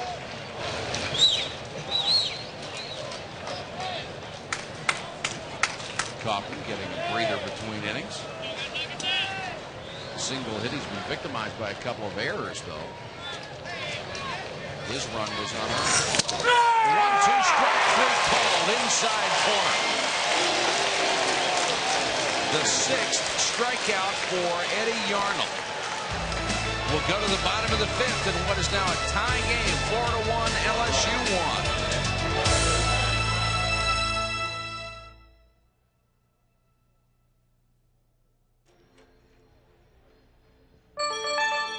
Five decades of the College World Series has produced some unlikely heroes who delivered in the face of adversity. One of them is today's 50-year story. In 1968, USC's Pat Keener lost his younger brother in a car accident the week of the regionals. He rejoined his team for the World Series but couldn't buy a hit all week. After going 0 for 14, he came up to pinch hit in the 9th inning of the title game against Southern Illinois. With 2 outs, Keener delivered a dramatic 2-run triple to give the Trojans an emotional 4-3 championship victory. It's one of the great stories here in the history of the College World Series, and maybe that young man will grow up. Rod Dato, who won 5 national championships at Southern Cal, pictured here in the trophy room.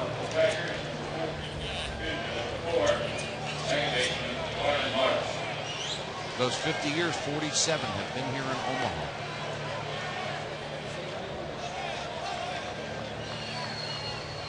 Bottom of the 5th, Warren Morris leads it off against John Kaufman, who was allowed only 1 hit. If you're going to take one for the team, that was the time to take a slow curveball. Took a fastball off on the elbow the first time up. And he didn't even flinch on that one. This one's hit back out of play. Well, there's that instinctive reaction sometimes. Get out of here. That's why I never took one for the team. My instinct took over too quickly before I had time to think. That's why you're a healthier guy now. Right. Fastball outside. It's 2-1. That curveball got up there at 63 miles an hour. And the fastball he took was about 88 miles an hour, a little different. At 63 won't raise a welt. Fastball hit deep down the left field line. Cooley going back, stumbles, and the ball was fouled out of play. Excuse me, that was Houck. Even though the wind is blowing towards right field now, it seems to push the ball down the left field line into foul territory. Really does. Got a couple early that seemed to be held up by the wind, but ever since could be swirling down on the field. 2-2 to Warren Morris. Then we'll go back to the top of the inning. Part of the huge crowd on hand here this afternoon. Taps this one foul.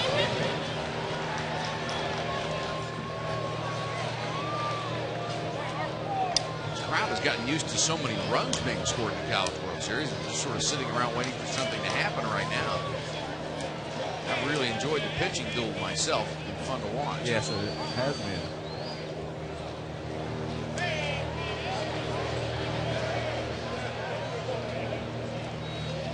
Kaufman into his wind for the 2-2. Foul.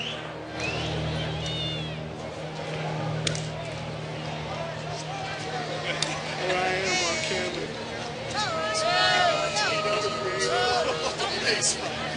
Taking pictures of people taking pictures.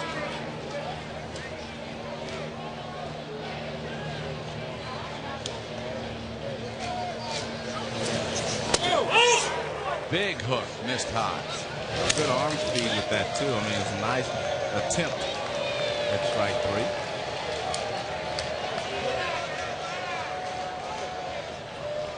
3. Morris, one of the players who would be going to the Olympic trials when the College World Series is over. Fastball struck him out. John Kaufman has been masterful.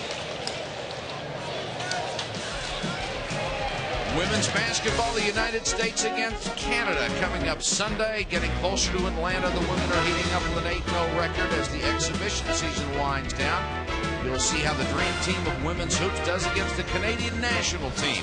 That's Sunday at 4 o'clock Eastern on ESPN. And Joe, your point earlier, both pitchers getting ahead of the hitters. Right. They can't guess, and they're just sitting there being very defensive. Nice pitch by Kaufman. 0-2. At this point, Kaufman looks to be a little bit more in control than Yarnell in that Kaufman's slow curveball, he is throwing that exceptionally well also. Here's the 0-2. Jason Williams, the fastball fouled out of play.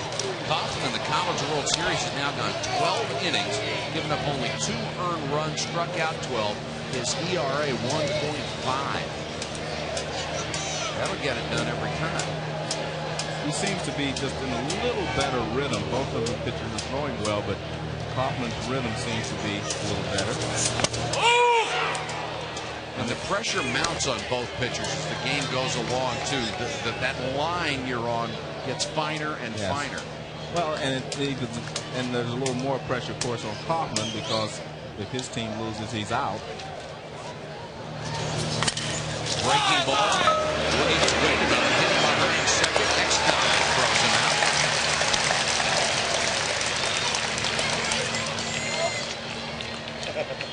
Good pitch there again by Kaufman. He waited on it, but he was off balance. He didn't really have any bat speed. All he could do was slap at it.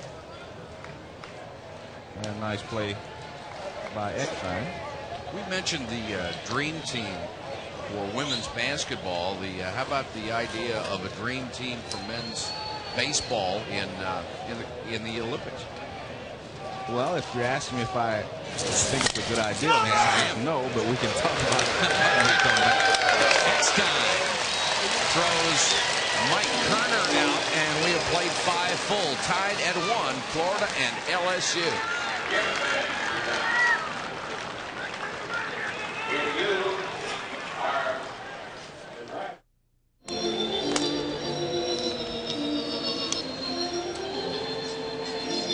Top of the 6th, the Gators and the Tigers locked up in a 1-1 duel here in Omaha. If LSU wins today, it will advance to the national championship game against Miami. Florida needs a win to force a rematch tomorrow.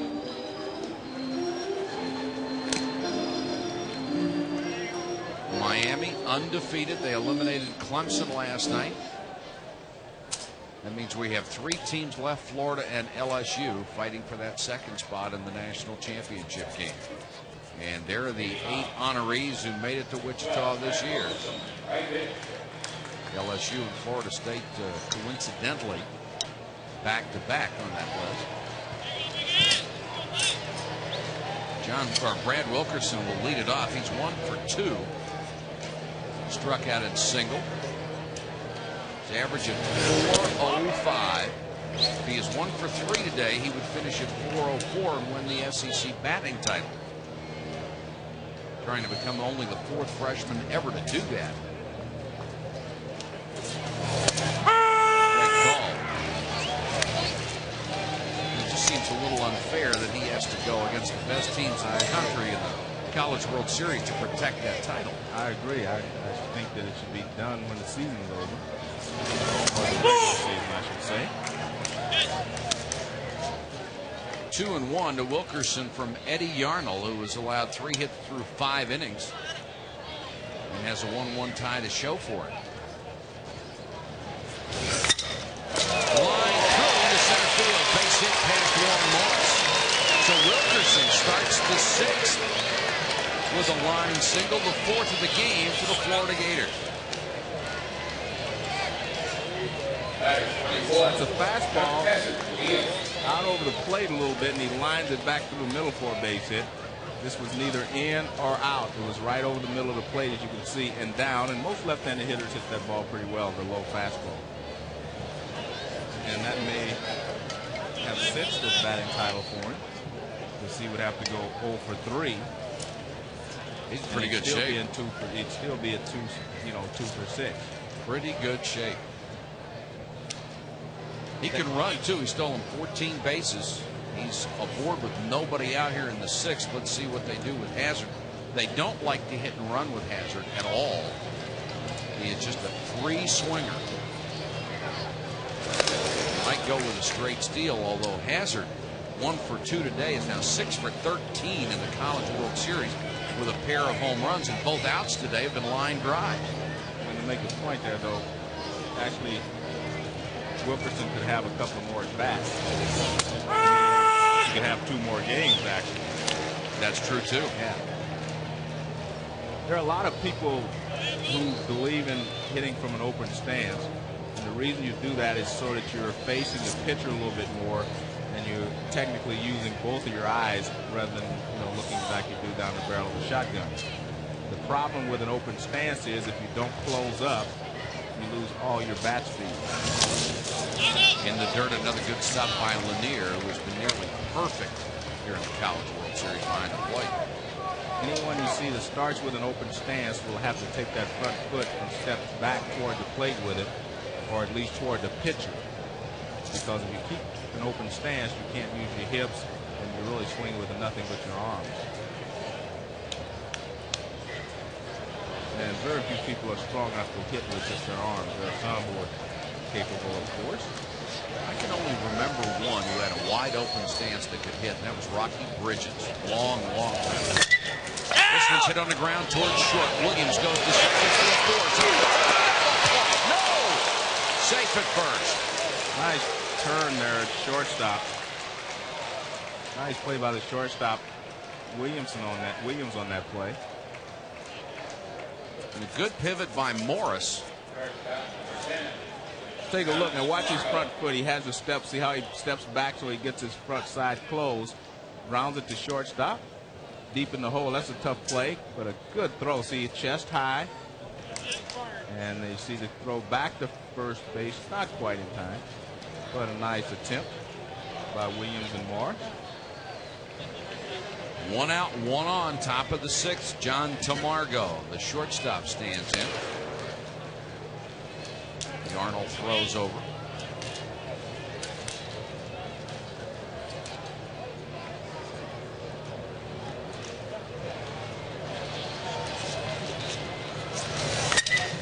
Fastball hit through the hole into right field. Hazard will stop at second. Ball is up in a hurry, and now 2 runners aboard for the Gators. The 5th hit off of Eddie Yarnell. One of the things that happens when you're playing for a double play is the second baseman and shortstop both have to move closer to the bag, so you open up a wider hole on the right side when you have a runner on first.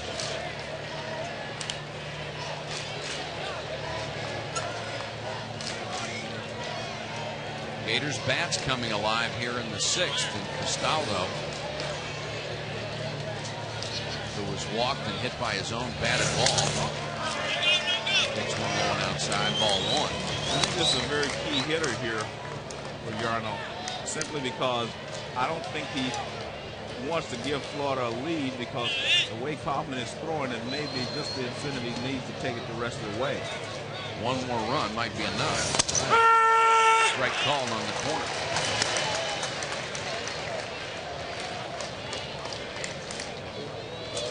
Here's Kaufman, who has allowed only 1 hit through 5. Oh! 2-1 to Castaldo.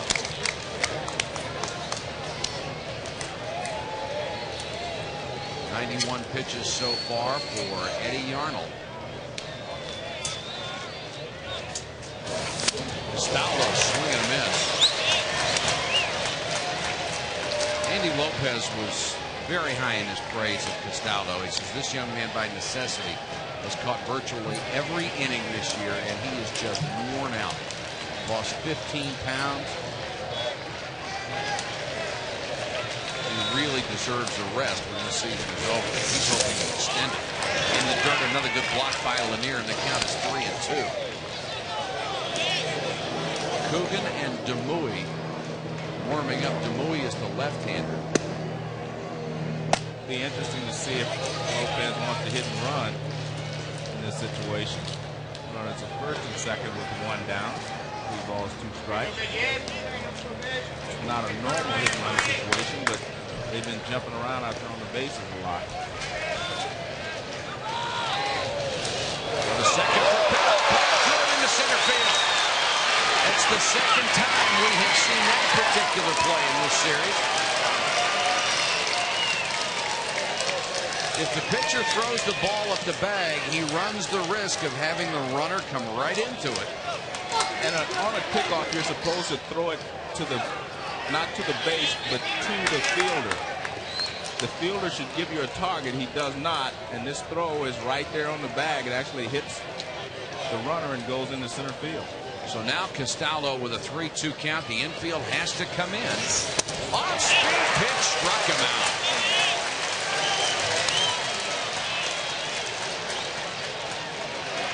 Well, as a hitter, 3-2 with runners at second and third, you're sure not waiting on a changeup. No, you're not. 7 strikeouts for Eddie Yarnell, and now Skip Bertman wants to come out to talk. Well, you'll see this pitch starts over the outside part of the plate. Now it starts to bite. I mean, it's going to be a perfect pitch right on the outside corner. Strike 3. See that? I think what Bertman is out there for is to decide who they want to pitch to in this situation. You see Duncan is the scheduled hitter, and then you would have Hout, who is batting under 200. And I think that's what he's trying to decide. Do I go ahead and walk him and pitch to Hout, or do I, just go ahead and pitch to Duncan?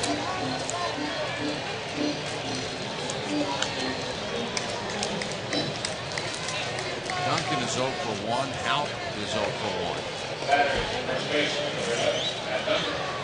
Yarnell is now given up 5 hits and 4 walks. The walks were what got him in trouble earlier. He has struck out 7 and allowed only 1 run so far. And they will pitch to Matt Duncan, the first baseman.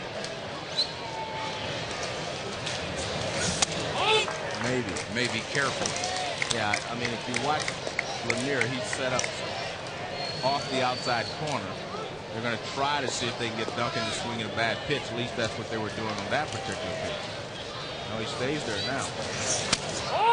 Breaking ball is low, 2-0. The only problem I think that Bertman was thinking of is if you go ahead and walk Duncan to get the Hout, your margin for error gets very thin there because you can't fall behind the count and you may walk him as he did last time he played. Off-speed pitch in there for a called strike to Matt Duncan, the senior from Sarasota, Florida. The Gators have had 3 rallies in this game so far. It has produced only 1 run. Duncan with a chance to deliver here. Missed with a fastball, 3-1.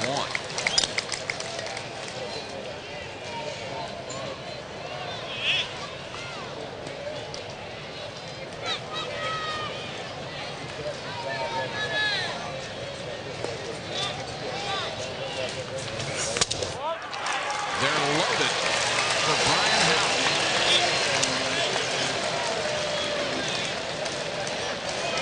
Sometimes you're better off just to go ahead and walk the hitter, because what you get your pitcher in the habit of is trying to miss just off the plate or just on the plate, and he can lose his rhythm. Florida has had one grand slam here in the College World Series by Brad Wilkerson in the opening game, but Houck is 0 for 4 with 2 strikeouts in the College World Series. He has 3 homers this year. Walked his first time up, and Yarnell has to get the ball over the plate. Does on that, foul back out of play. 1-1. Well, I like, even though Houck has been struggling, he's still trying to get the job done. He didn't just stand there and take a pitch. He went up there swinging. I like that. You have to always be aggressive if you're a hitter. 2-1.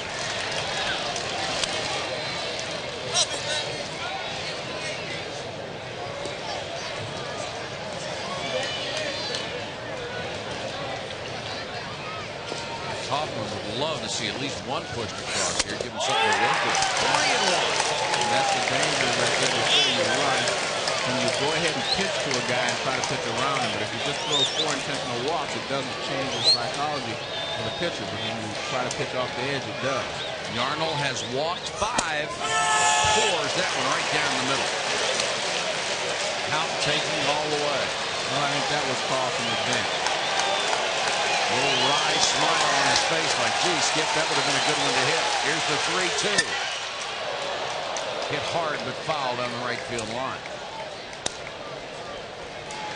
The freshman from Tampa in the biggest pressure situation he has seen in his young career. Chuck Hazard is down at third. John Camargo at second, and the runner over at first is Matt Duncan, as Tim Lanier will come out and talk to Yarnell. Set up the 3-2 pitch. I don't think there's anything to talk about. He better try to throw a strike. And he better not try to throw on the inside edge, outside edge. He better try to just make sure the hitter has to swing. Should not be much mystery to this pitch. Fastball, and hope he gets him out. Hit to left. Cooley coming on. He makes the catch. The Gators strand through. They go to the bottom of the 6th. Still 1-1.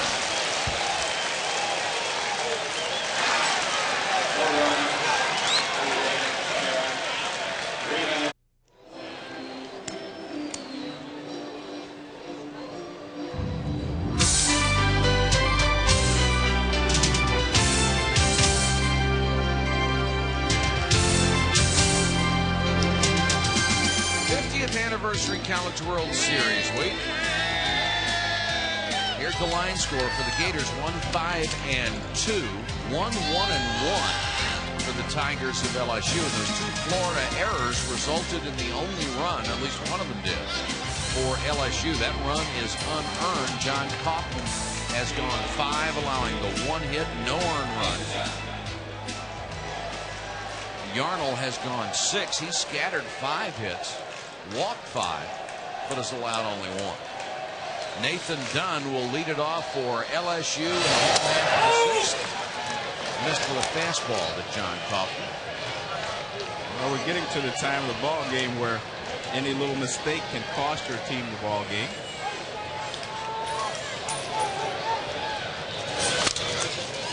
Hit foul outside third. My partner started out with a pair of glasses. Right now he has a monocle. You're right. What did you do? Well, I think I need a screwdriver to tighten it up, but it is so tiny here. I don't know. I was going to make Marty Aronoff take care of it for me, but he's over there with his stats. Have to get you one of those British eyepieces. Yeah. Line to left. Foul.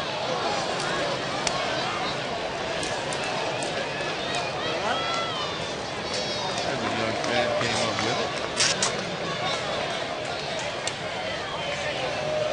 like a baseball that you've caught at the park. 1 and 2 to Dunn. Taps it on the ground.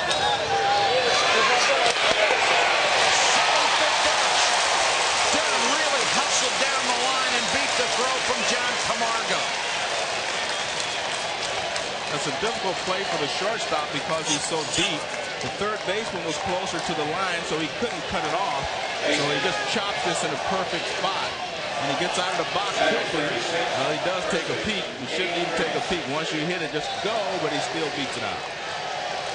Nice hustle there by Dunn. See, shortstop is a tough play. I mean, he gets rid of it. He does everything he can. Just can't. He was too deep to start with. Good call at first by Scott Grand, the umpire. And let's see what they do with Nathan Dunn, who has stolen 18 out of 20 bases during the season with Eddie Furnace. So Clay Furnace is 1 for 2, has struggled here in Omaha, 2 for 9. And a player that Skip Bertman would like to have on the Olympic team, but Furnace is one of those one-dimensional guys who can't play more than one position, and the rosters are so small it's very difficult to have somebody like that on the court. Yeah, he was saying there's like 20 players on the roster. Right. And 8 pitchers, that leaves only 12 guys to play in the field. So you have to have some versatility. 1 and 1 to Furnace. We're in the bottom of the 6th. He singled to center in the second inning, struck out his last time up. The leader in home runs, the leader in RBIs. He still needs 1 to break Todd Walker's school record. Has not had a run driven in here in the College World Series.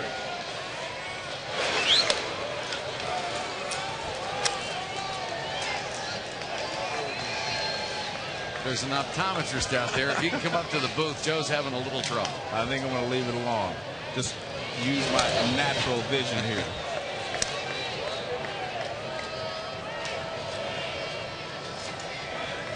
A pretty good eye at the plate.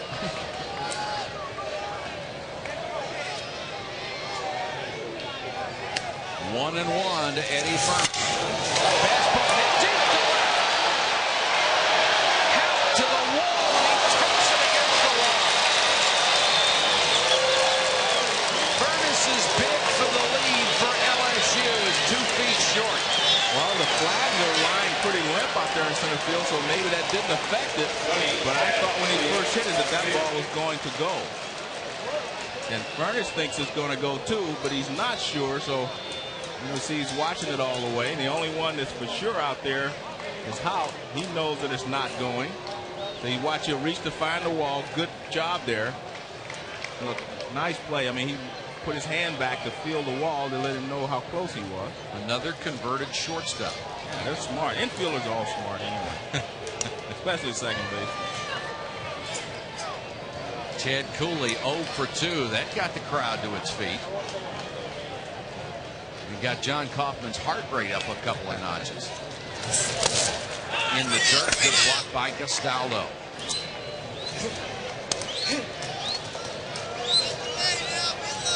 Now that you have given your power hitter a shot, do you run with Nathan Dunn at first with 1 out? Well, I think you should, because first of all, you put pressure on the other team, and you really, the pressure is all on Florida anyway. Because if they lose, they're out. I mean, you can take risks that you wouldn't take, saying if you were down 1, you know, if you were the team that was 1 and 1 instead of 2 and 0. When you're 2 and 0, I think you have to put more pressure on the other team.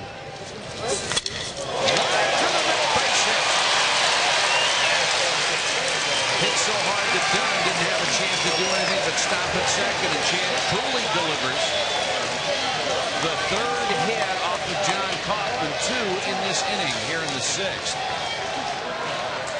Skip Bertman not a big fan of little ball. He is a real fan of the 3-run homer. Yeah, he's a thorough reliever type man. Pitching, a little defense, and the 3-run homer.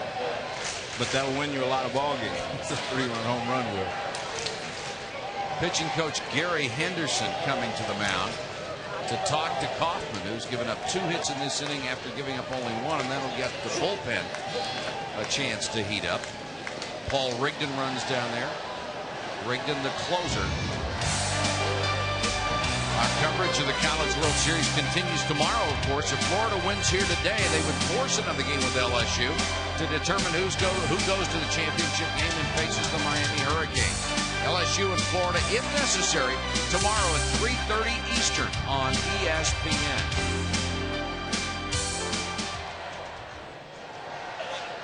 Go to Larry Conley. Larry, where are you? Thanks, Mike. I'm down here sitting with Jack Kaufman, the father of John Kaufman, who's pitched an outstanding game at 3-hitter to this point. And Jack was telling me he's pitched very well the last 6 weeks. Yeah, his arm strength is back. He had surgery a little over a year ago, and it took a while to get his arm strength, but it's the last 5-6 outings he's really had his stuff. So we're real proud of him. Jack, does he like the big games? He loves the big games. This is what he's dreamed about his whole life. Were you a little nervous on that ball hit to left field? I'm nervous on every pitch, every pitch.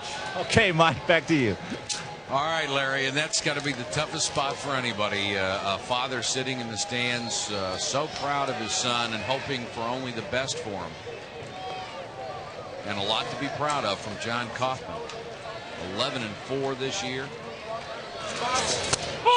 Breaking pitch to Brad Wilson, misses outside.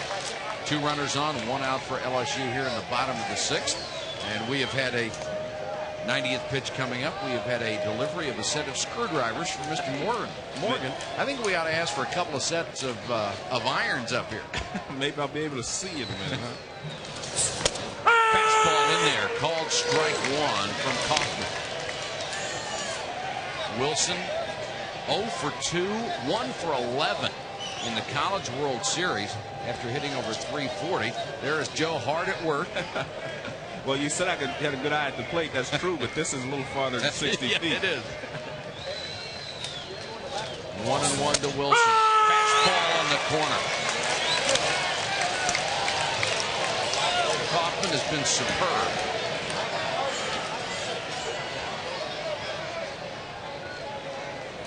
Now, the crew almost came through for us. We do have a dentist and an optician, or a, what am I trying to say? A dentist and a lawyer, but not an optician. Well, I don't want a lawyer to work on it, that's for sure. Breaking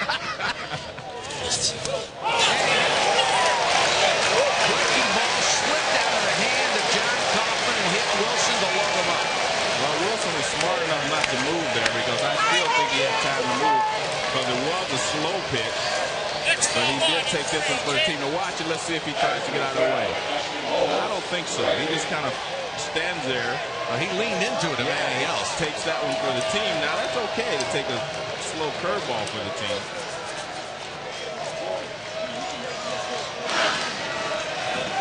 And now Kaufman has dug himself a major hole. The lead run at third. The bases loaded with 1 out. And Justin Bowles, who fouled out, was called out on strikes, hitting 3 for 7 in the College World Series.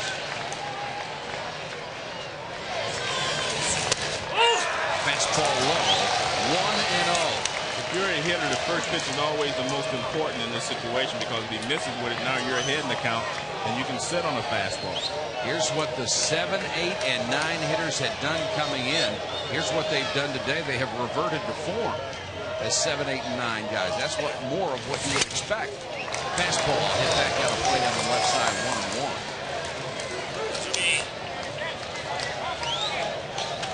Of course, Bowles not a typical number 7 hitter either. 22 home runs. No, that's not typical. And against left-handers, you see his average hovering near the 200 mark. The 1-1 from Kaufman with bases loaded. Good stop by Castaldo. Nathan Dunn with good speed down at third. Chad Cooley, the runner at second. He can run too, and so can Brad Wilson down at first. 2-1 to Justin Bowles, bottom of the 6th in a 1-1 game. Fastball is hit deep to right. Wilkerson goes back, has to take it off the wall. Dunn will score him because that ball was hit so hard it might have been playable. Only 1 run scores. But Bowles delivers. All the other runners had to wait to see what would happen.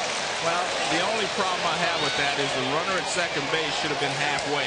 You do not go back and tag up. This ball is drilled, so what are you tagging up for? Great swing there by Bowles, and these are the guys that are, that have been coming through for LSU, and this ball's hit hard. A good job by Wilkerson in right field. I mean, he played this like he had a chance, and then he feels it and throws it back in. But see the runner there at second base, what is he going back to tag for? There's no reason for him to tag. The runner at first base played the ball properly, but the runner at second base should not have been tagging up. He should have been halfway, and he would have been able to score. It's a mental mistake by Cooley. The only person that's supposed to tag up on that play was Dunn, who was at third base. It gets a run home to make it 2-1, and Tim Lanier 0 for 1 today, but 4 for 8 in the series and 6 RBIs. Count them, 6. One swing and Lanier could be the MVP of the College World Series right here. I'll give you a quick anecdote on that play there. Pete Rose was at second base one day with 1 out. I hit a ball off the center field wall, and he only got to third. So Walter Alston was the manager, and I said to Pete, I asked Walter in front of Pete the next day, I said, Walter, will you tell Pete what he was supposed to do on that ball? Walter said, score.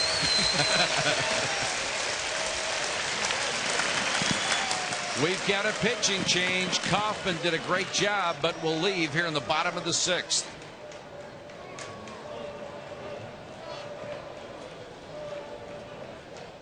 So, I mean, if he's standing halfway, that doesn't happen. Bottom of the 6th will have a pitching change, and they may be talking about this play for a long time as a line drive off the right field wall produces only 1 run in a bases loaded situation. Well, you see Cooley goes back and tags the second base. You do not tag with 1 out. Now, look, Wilson is already around there. He could have gone to third. So it's not just the fact that Cooley should have scored. He should have scored, which would have been the second run of the inning, and Wilson would have been able to go around to third. He would be at third with less than 2 outs. So it's not just the 1 run that it has cost him. It could cost him another chance at the third run if the ground ball is hit here or another fly ball. So this keeps Florida in the game, so we'll see what happens. Paul Rigdon is the new pitcher, making his 3rd appearance here in the College World Series. He has been virtually perfect. There are his numbers on the year: 65 strikeouts in 71 1/3 innings pitched, 10 saves.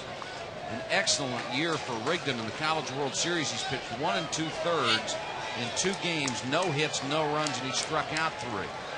The only niche in the armor, he has walked 3 batters in those 1 2/3. And now he has to face Lanier with the bases loaded and 1 out.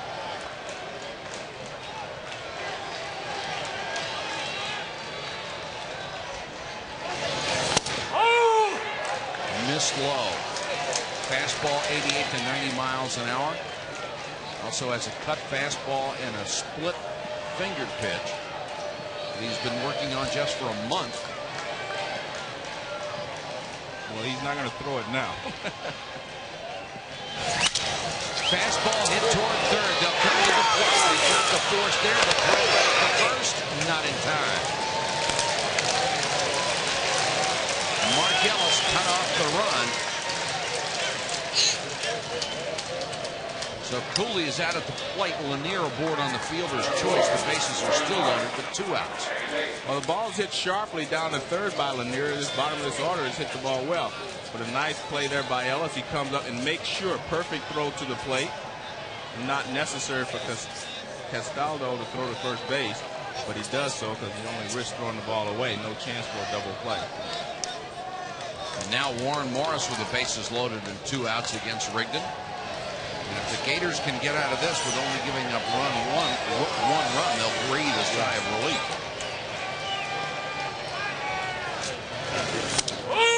Missed outside with a fastball. Rigdon, the junior from Jacksonville, Florida. Morris, the junior from Alexandria, Louisiana.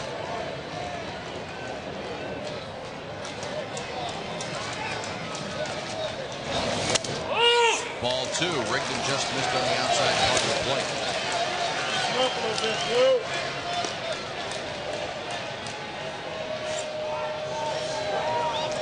Warren Morris has been tough with runners in scoring position.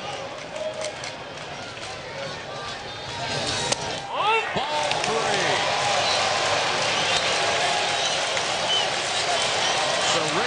Lanier easy, but he's gone to 3-0 on Warren Morris.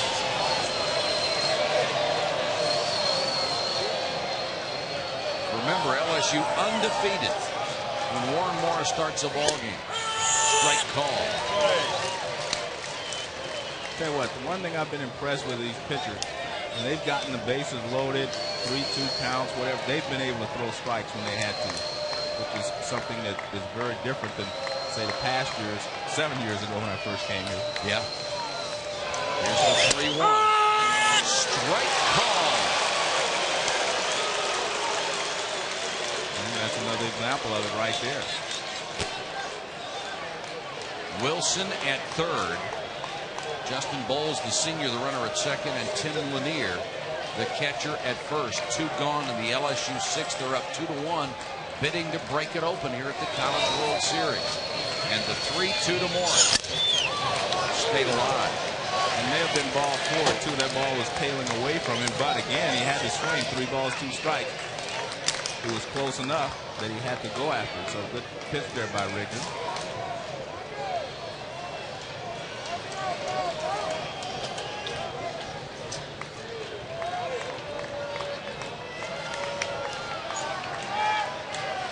Top of this inning, Florida had the bases loaded, and with 2 out, Houck flied out to end the inning. Gators hoping for a similar scenario right here.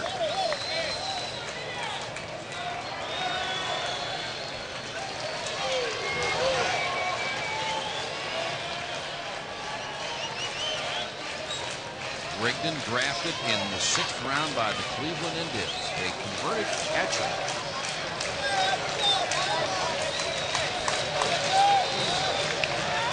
Toward third.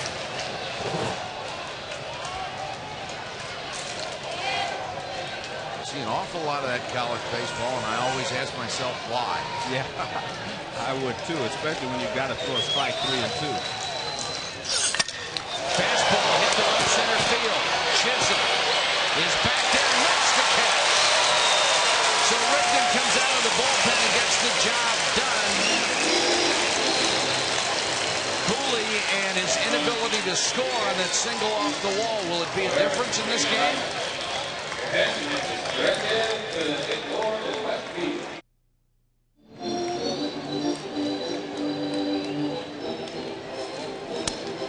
LSU regains the lead in the bottom of the 6th, 2-1 over Florida. The Gators coming up in the 7th.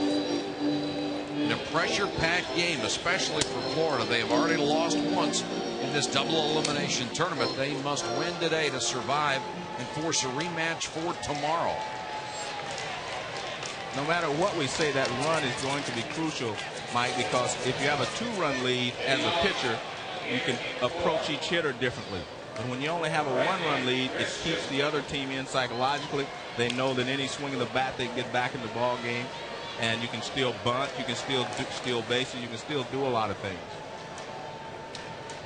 Chris Chisholm will lead it off against Eddie Yarnell here in the 7th. And Chisholm bombs one to right center. Ball is back. Justin Bowles got a great jump and hustled into the gap in right center field to catch a shot off the bat of Chris Chisholm. Well, as I said earlier, we've seen some great plays in the outfield. The guys get great jumps on it. We've seen good catching. I mean, he just gets a great jump on this ball, and look at the angle he takes. No circling, nothing. He goes straight to where that ball is going to come down. Very nice play. Got a great jump and everything. Nice play there. One loud out here in the Florida 7th. David Eckstein, as we go back to the top of the order for the Gators. Eckstein 1 for 3, singled his last time up in the 5th. And see, that if you have a 2-run lead, your heart doesn't jump up in your throat on that, that swing. Lined into the stands, foul. 1-1. The wind not much of a factor, barely blowing in now.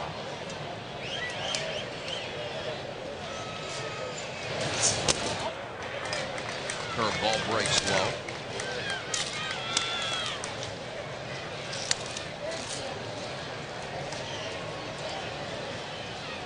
Eckstein with 34 stolen bases this year, 4th best ever at the University of Florida. Strike called, outside corner at the knees. And you know that with Andy Lopez there now, a lot of those long-standing records in Florida baseball are going to fall. You can bet this guy will be a fixture at the College World Series after what he did at Pepperdine. Foul out of the way again. Look out in the stands. That's why when you come to a baseball game, always keep your eyes on the ball.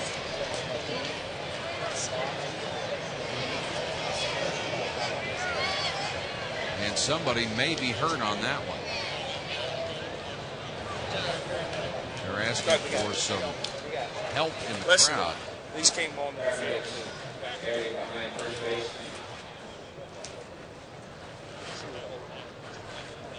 Hope she's all right. That got there in a hurry.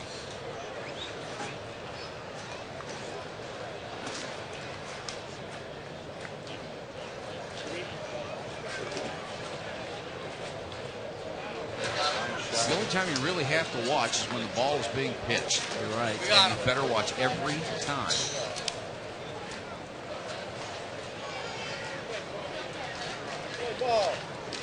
The young lady appeared to be hit possibly in the forehead.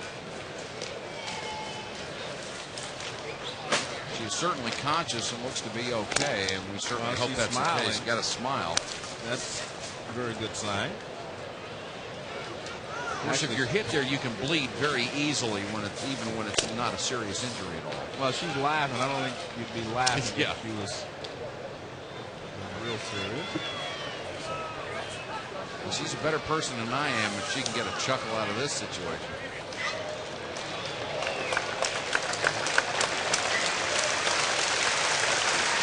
We're told her glasses broke. Joe Morgan certainly good at fixing glasses by this point. May send you down. Well, that probably is the reason for the cut. When the glass broke, the rim may have hit her. That's why she's okay and she's laughing, because she probably didn't get hit square on with the ball. Well, they'll get her some medical attention, and hopefully she won't miss too much of the ball game, and we'll be right back. 2-2 the next time. Hit hard outside third, foul. Actually, I think the concern also was because that's the Florida side, isn't it? Where the Florida fans were sitting, and maybe someone's relative, because a lot of the players in the dugout had gone up to see who it was. It's bad enough to hit anybody. You just don't want to hit anybody you know. Well, your family may never forgive you. Yeah. Hit a line drive at mom. 2-2 to X9. Foul back. Mark Ellis, the number 2 hitter on deck, and they are ready if needed in the LSU bullpen.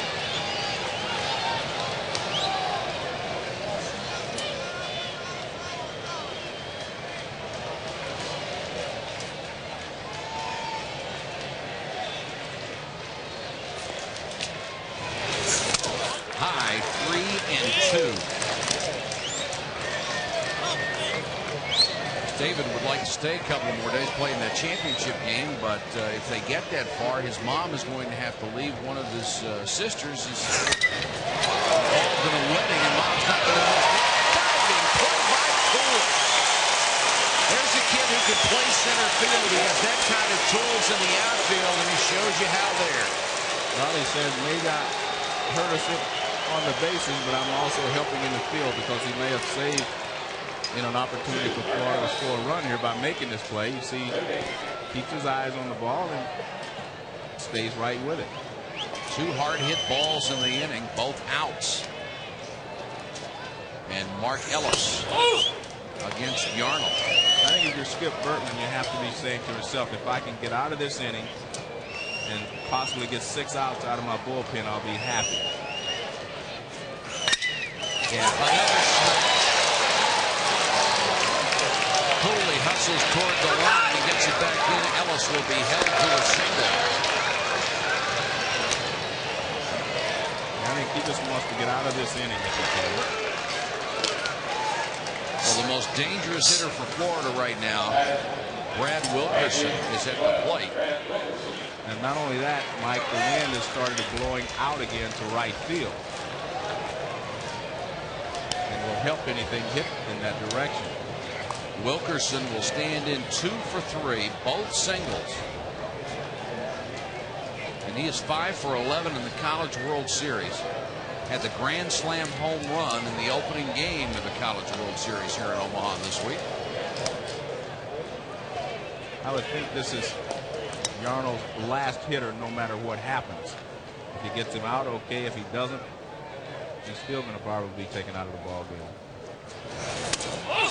Missed away from Wilkerson, which is a good place to pitch it. I think in this situation you have to try to stay away if he knows the flags are blowing out to right field, because if he hits it to left field, he'll get some help from the wind to knock it down. Ellis bluffing first, trying to distract the pitcher. Pop up. Nathan Dunn in foul territory.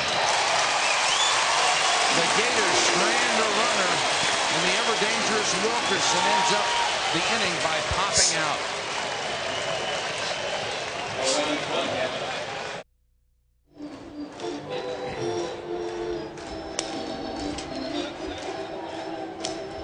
Two to 1 LSU as we go to the Tigers' 7th. That's Chad Cooley, the left fielder, who made an outstanding defensive play in the top of the inning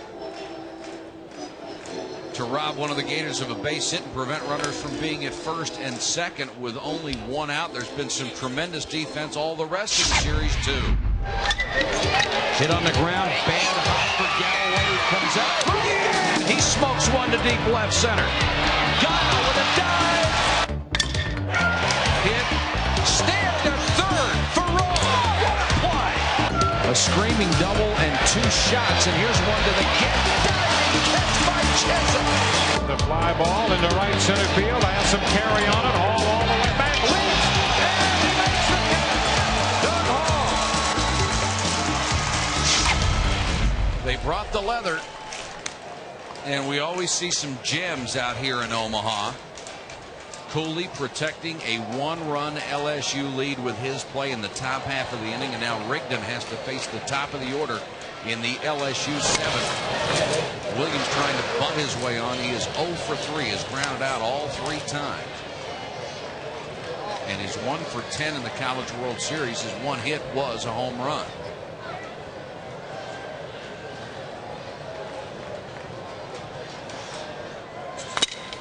Right back up to Buck. Still on second base. Threw him out. What a play by David Eckstein. Showed us a little Joe Morgan there.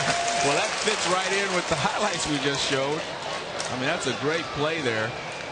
The toughest play for a second baseman is the one that goes away to his right. Now watch, he makes a dive instead. Look how quickly he gets up, grabs the seams, makes a good throw. And he retires Williams, who's hustling all the way. Just a nice play there. You see, he throws the way he threw his legs under him to get his balance. That's terrific. You see a lot of people dive for balls, but they can't get up quick enough. He got up very quickly.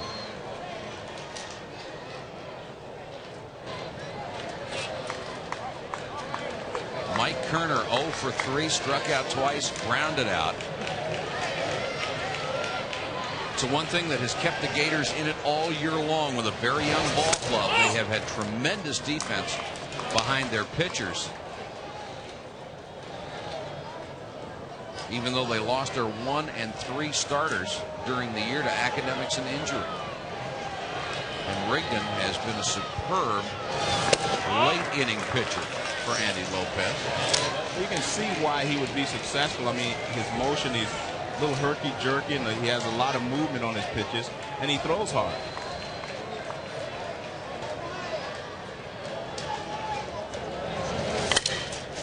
That one sliced down the line and left. It's a base hit for Kerner. Howe can't get a hand on it. Kerner is into second. Howe falls down, and Kerner's on the way to third. The relay from Tiago. He's in at third base.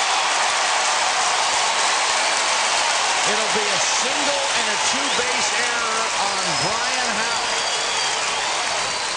He got there in time. Well, this ball's hit down the line. I think it should be a double and an error, personally. Now watch, this ball he's still going to have trouble running if he catches it to stop and make a throw back to second base. I think he should have been able to knock it down, but right there, and I'm not laughing at his Adversity. See, he was going to make a double all the way, but when he stumbled a second time, he went on in the third. I'm not so sure. They may even give him a triple. I'm not sure. But I think it should be at least a double. Hout did not get a glove on it.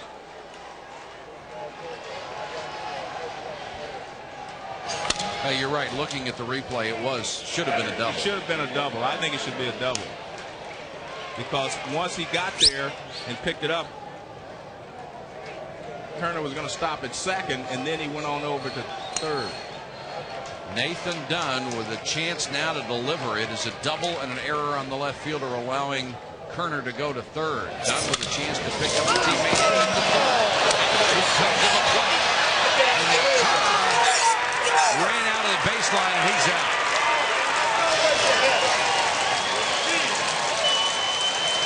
So for the second time in the game, Mark Ellis has fielded the ball perfectly at third and come home to cut out a run. Well, let's take a look at this and see if he actually runs out of the baseline right here. All right, remember now, the runner establishes the baseline, not that line you see. He's running at this angle here. Well, I would say yes. I mean, that last step may have caused it, but once you establish the baseline, you technically have 3 feet on either side. But not the line doesn't establish the baseline. Now 2 out and a runner at first. The Gators again with excellent defense after their 3rd error of the game. Very uncharacteristic for them. Eddie Furness stands in against Rigdon. Furness only 2 for 10 in the College World Series. Came in hitting over 380 when we started here in Omaha. Well, you see that Turner's not satisfied with the explanation that he was out of the baseline. You know, he's saying that he just avoided a tag, and I agree with him, except his back foot went quite a ways out of the baseline. Let's take another look at it. Now watch Kerner here. See him stop. Now look, watch his left leg. Wow. See how far he goes out to avoid it. I mean, you can't let a guy go that. No, that's what I mean. If he could have kept his feet under him and just avoided the tag, it wouldn't have looked so horrible. But I think that the umpire made the proper call. The one thing to remember now, it wasn't on the tag, it was on the fact that he was out of the baseline because he never actually tagged him. Exactly. I think they should have tried to score and put pressure on the defense. They were going on contact. They weren't going as far as seeing where the ball was hit. You go on contact, so as soon as the ball's hit, you take off. Now, if the ball would have been hit the shortstop or in the hole, he could have made it even if they caught it in the infield. So, again, I think it's up to LSU to put more and more pressure on Florida as they go down the stretch. Strike couple to Furness. But you know what Skip Bertman is thinking with Furness, his best hitter up there. He doesn't want to take the bat out of his hand with Nathan Dunn, who's an excellent runner aboard. But I'm not so sure that you're taking the bat out of his hands. If Dunn is out, then he leads off the 8th inning for you. True. And that may be a better situation for you than you think, because if you can get a runner on, now you have other options. I just think that if you're ahead in this game, late innings, put pressure on the other team. Make them throw you out. Make them make the plays, which is what they did right there. Make them force the play. You saw you saw Mike Kerner when he rounded second base. He said they're going to have to throw me out at third. Make something happen. 2-2 to Eddie Furness. Done at first, 2 out in the LSU 7th. They're up 2-1. Checking throw over by Rigdon.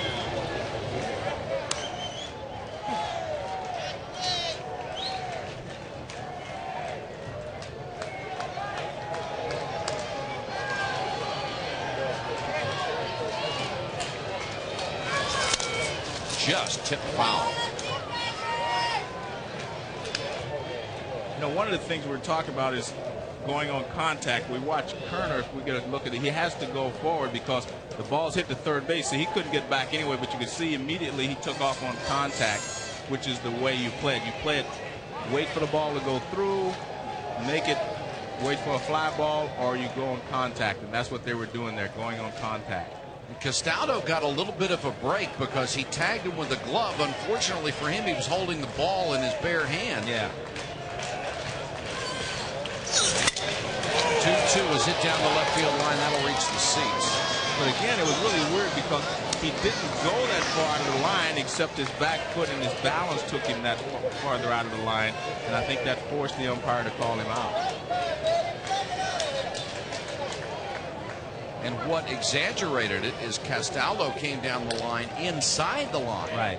And the runner was outside. And remember, again, the runner establishes the baseline, not that white line you see between home and third. The angle that he's running at becomes his baseline, the angle that he's running towards the plate at. 2-2 to Furness. Line drive knocked down by Duncan at first, steps on the back for the out. So Furness hit it hard, but Duncan with another good defensive play at first. And the inning is over. We've played 7 full. LSU by a run.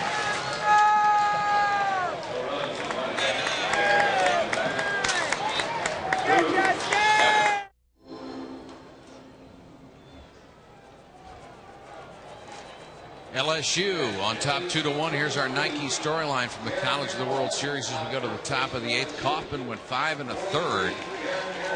Gave up 1 earned run. LSU Yarnell 7 innings pitched. He's allowed 1 earned run, struck out 7. And the team ERA for LSU 2.88 here in the College World Series. And they did not get that pitching that good most of the year. And the new first baseman Jeremy Moore, who replaces Eddie Furness, and a gamble by Skip Bertman going defensively.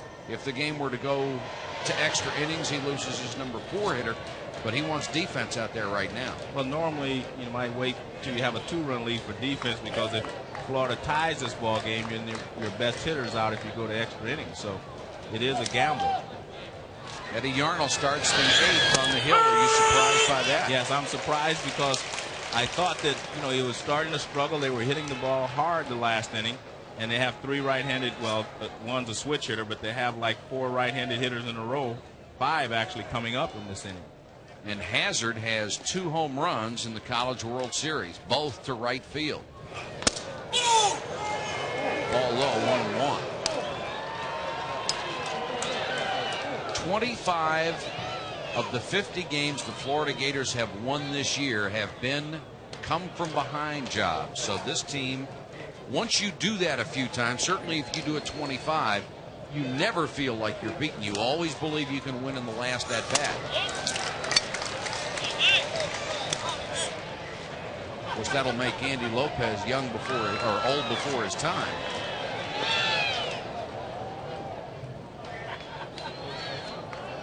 Hazard, Tamargo, and Castaldo, the scheduled hitters here in the Florida 8th inning. Popped out of play.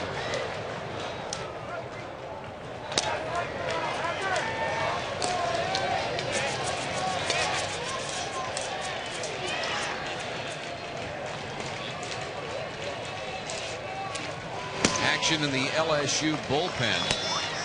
Number 31, Jake Estevez, and 32, Patrick Coogan getting loose. Estevez has looked good. Yeah. When he's come in. That's why I said, I felt that he would make a change, but with all these right-handed hitters in a row. 3-2 to Chuck Hazard. The Voodoo Dolls are out in force for LSU. Anything that works. Yellow jerseys, Voodoo Dolls. What normally works is better players. And they've had them throughout the years. This one's hit high in the air to deep left field down the line. Cooley going back at the track and makes the catch. Is that a home run without the wind? I think so. I think so too, Mike. That ball is hit very well, but it's against the wind, and the wind is knocking everything down out there in left field. The wind is blowing across to right field, and it's knocking down. And again, this is a good swing. He thinks he got it.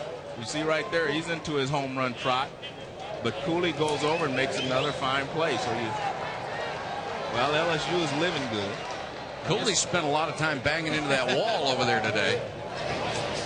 Tamargo breaking pitch in there for a called strike. You see, I mean, you can tell that Hazard thought he got it.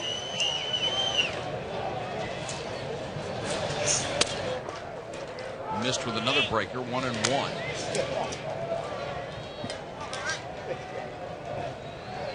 Tamargo, no success today until his last time at bat when he singled. This one's popped up behind the plate. Missing back, it'll be in the seats. Well, Lanier didn't see it, so he couldn't chase it, but it was a waste of time anyway. Yarno saw it. He chased it from the mound, and Moore came knocked down for first base. Part of a big crowd on hand. Have just set one record after another as far as attendance. The people of Omaha really support this event. 1-2 to Tamargo. Struck him out on a curveball. Tamargo chased one way out of the zone that time. Well, it's another big breaking ball from Yarno. And you see Tamargo just chases it.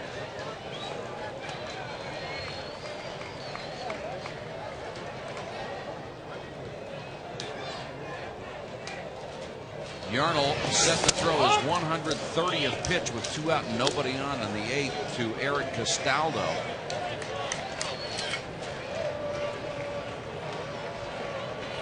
Castaldo 0 for 2 with a walk in today's game. That one's low. Yarnell, as we told you, came into the College World Series in the top 10 in the NCAA, striking out 11.6 batters per 9 innings. He has 8 in this one. Primarily, he's done it with his curveball. If you were with us at the beginning of the game, the fastball was being hammered. He switched to the curve, been very effective with it.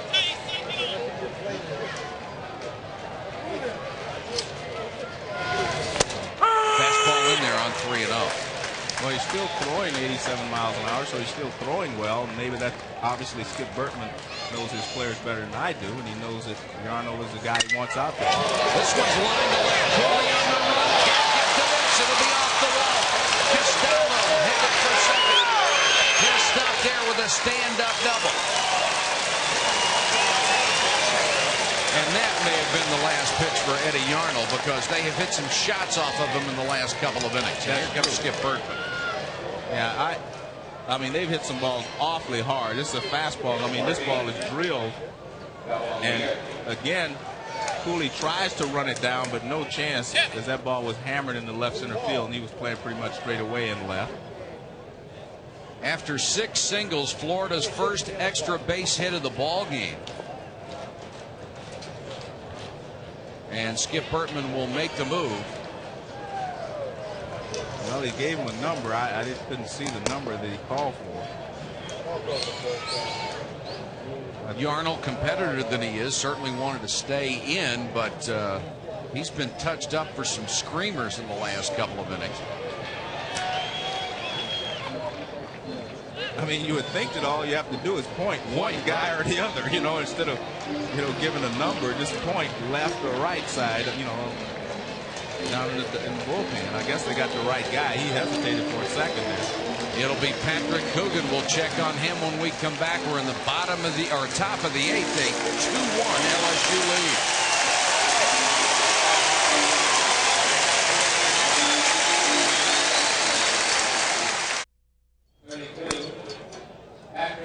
That was a 6th inning.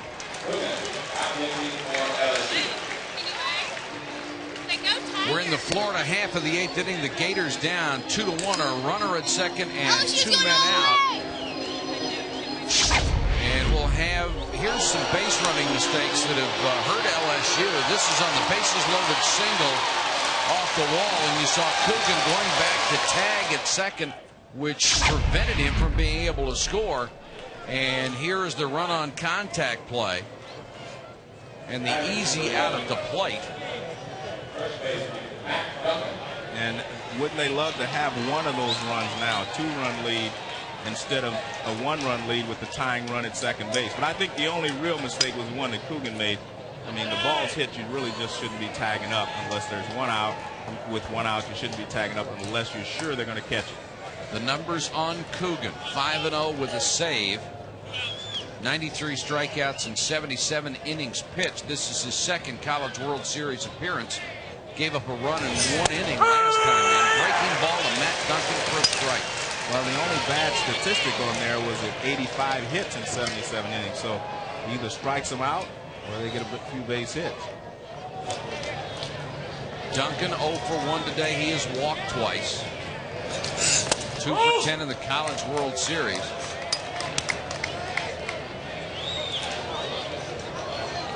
Somebody isn't interested, at least.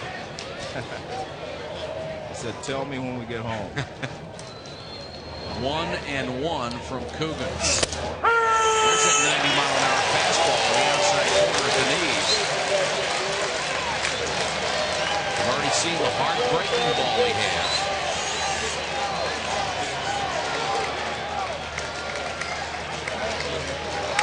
LSU trying to get out of the inning. Gators trying to tie it up. Duncan throws the bat, really upset about the call. And now Andy Lopez is going to come out to defend him. Florida 1 for 8 with runners in scoring position.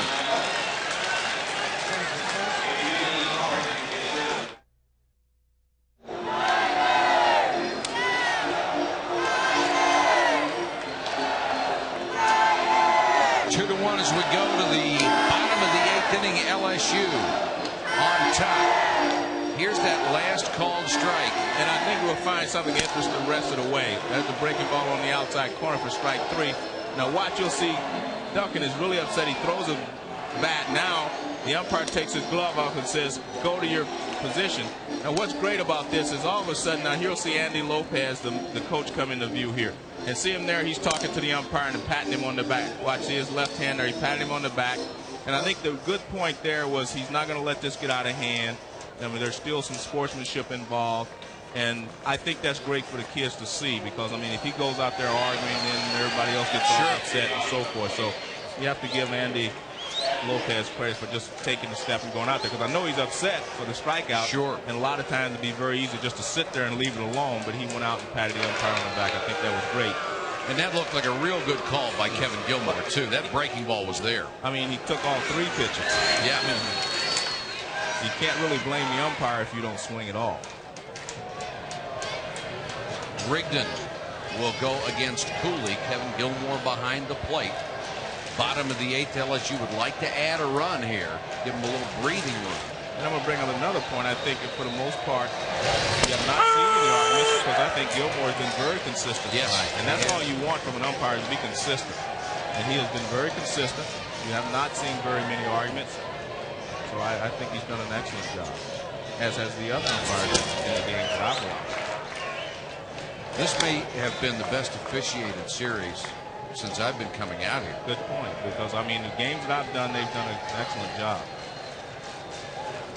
1-1 to Cooley. Nip foul. 1-2. Florida makes a defensive change with Brian Ogle in left field.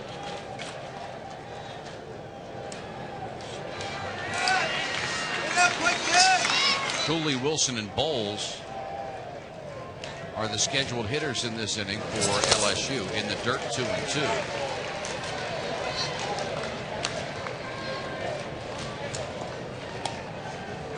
Ogle, incidentally, will be the leadoff hitter for the Gators in the top of the 9th in place of Brian Howell.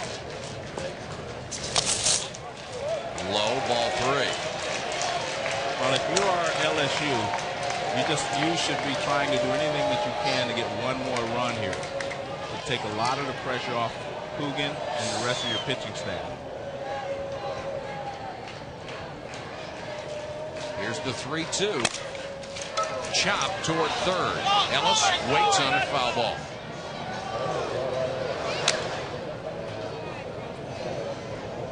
Really taking a beating out here today. Running into walls, fouling balls off his foot. He's made some good plays out there. He has. And I guarantee it's very difficult to play left field out there today because the wind has been changing, and he has been able to make all the plays in the outfield. when the wind is blowing toward right, it knocks it down. When it's not blowing toward right, it carries a little better. He's been able to make all the plays. He draws the base on balls. Cooley, another good base runner, 16 out of 19 steals this year if LSU wants to do anything. And if you are going to apply pressure, this would be the time, wouldn't you think? I would think so. I mean, I need one more run if I'm the coach. And I would either hit and run or bunt. I would not just play this straight up. Sometimes you hate to bunt with a left-handed hitter, but I think in this situation I would make sure I got the runner to second base. Brad Wilson is only 1 of 11 in the College World Series. He might be a pretty good candidate to bunt with the way he's struggling right now.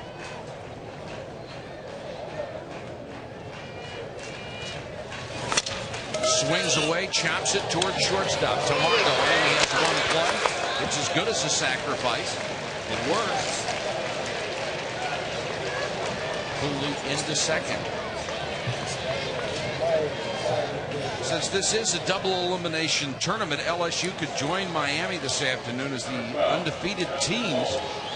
They would then get a day off and play for the World Series championship on Saturday. Florida, with a win today, would force an extra game tomorrow afternoon, again against LSU.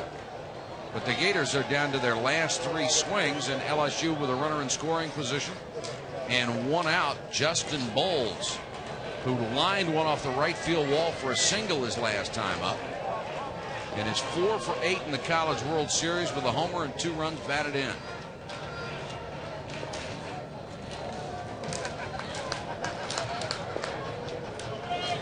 As the game stands right now, he has the game-winning RBI.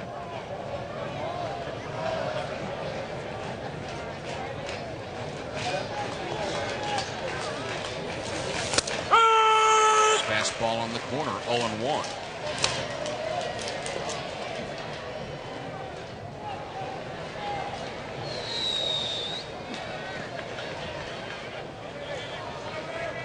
Outfield straight away and deep for Bowles, who has 22 home runs this season. And the wind blowing out to right at about 10 miles an hour.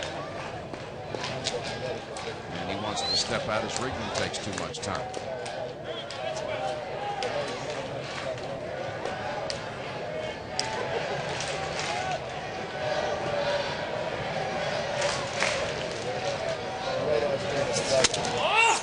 One and one.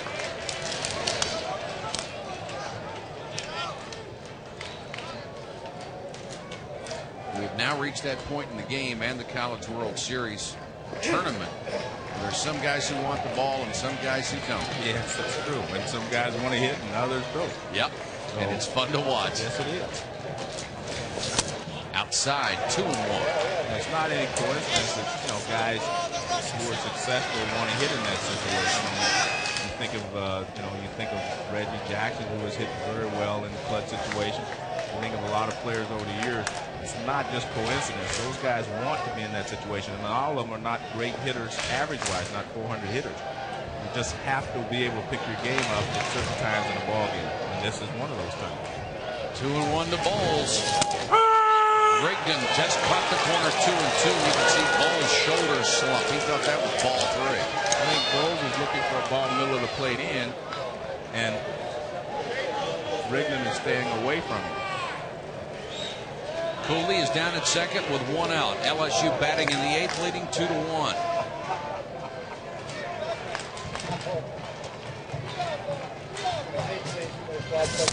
Struck him out. Rigdon stayed away the whole time and got the job done. SportsCenter coming up right after our broadcast. And the big story, John Calipari goes to the New York Nets from UMass. And a great fight coming up, Chavez against De La Hoya. And we'll have news, of course, from the NBA Finals and what the Bulls are up to in particular, I'm sure. The story on the scoreboard here at Rosenblatt, 2-1 LSU. Tim Lanier stands in, 0 for 2 today, but 4 for 9 in the series, and 6 runs batted in. Fouls that one back. Rigdon trying to hold them close, so Florida will get another shot in the 9th. Down by only 1.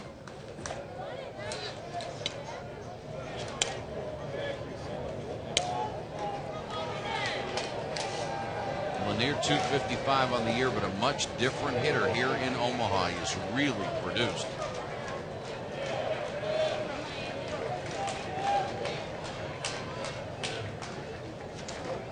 Rigdon steps off.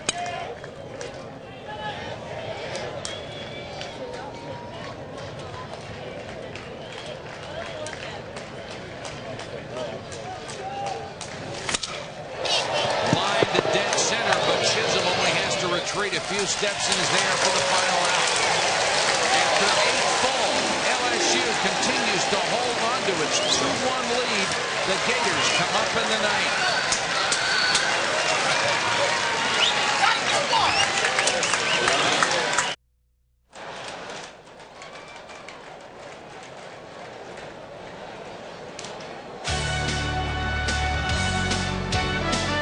ESPN's presentation of the 50th NCAA College World Series is brought to you by Sprint, ranked highest in overall customer satisfaction among high-volume long-distance callers by J.D. Power and Associates. Rosenblatt Stadium in Omaha, the scene for a good one today. LSU leading Florida 2-1. We go to the ninth. The Gators have produced that 1 run on only 7 hits. And they have 3 more outs to stave off elimination. Chris DeMuy, a sophomore from Baton Rouge, Louisiana, is the new pitcher. 10-3 with 2 saves on the year. This is his second appearance in the College World Series. He went 2/3 of an inning the first time he came in, gave up 2 hits and 2 earned runs. Soft throwing left-hander with a big breaking ball. And he'll go to Brian Ogle, who came on in the top of this inning as a defensive replacement.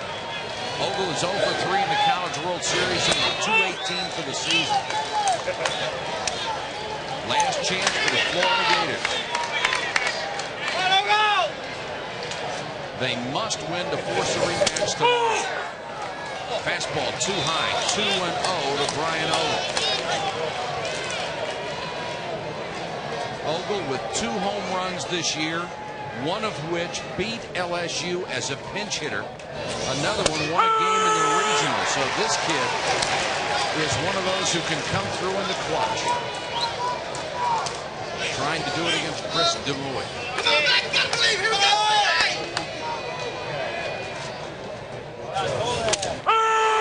Strike call, 2-2. Nobody's sitting back in their seat now. Time to lean forward and get serious in the ninth. The Gators, remember, have come from behind 25 times in their 50 wins. Breaking ball struck him out. Ogle questions the call, thought it was inside, and Andy Lopez says, get him here. Hey, Walsh. Good job, good job. Oh, he says another breaking ball that he thinks Ogle thought it stayed inside. And, you know, it could be right. It was close. But again, I mean, we get 3 strikes called without a swing. You cannot expect what they're not going to do back. The hitters have not swung at all. Sean Walsh will be the pinch hitter for Chris Chisholm. Here we go, 3-6. 8 times this year. They have won in their last at bat, and 2 came against LSU, a team they beat 4 times this year.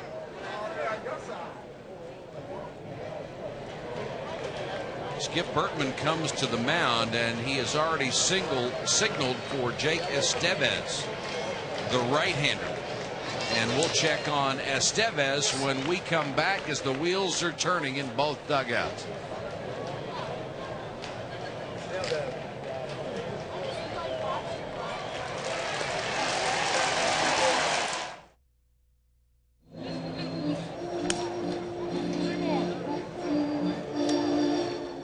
We're in the top of the ninth with LSU leading it 2-1. Florida 1 out, nobody aboard. And the Gators, one of the schools in the country that has done a superb job with its overall athletic program in the Sears Directors Cup standings. Florida 3rd place behind Stanford and UCLA. And all those schools deserve tremendous congratulations for having well-rounded athletic programs and being so successful in so many different sports. Jake Estevez, the junior from Auburn, California, comes in. This will be his 22nd, or make it 23rd appearance overall this year. Strikeout pitcher, 67 and 64 and 2/3. And his second appearance in the College World Series. Went 2/3 of an inning his first time out. Didn't allow a hit. And he is facing Sean Walsh, the pinch hitter, a .247 hitter, 0 for 1 in the series. Here's a guy who has power. He was the number 4 hitter in the order in February for this team. Started trying to pull everything and just couldn't get it done. And has been a spot player ever since. Remember, SportsCenter following our broadcast. And Estevez trying to get the second out of the Florida 9th. Strike call, 1 and 2. And actually, of the last 2 hitters, that's 8 strikeouts for Florida, and no one is swung. They're all call strikes. Here's the 1-2. High, 2 and 2. And that's a pretty wide zone. If the ball's below the waist, you better be taking a hack at it.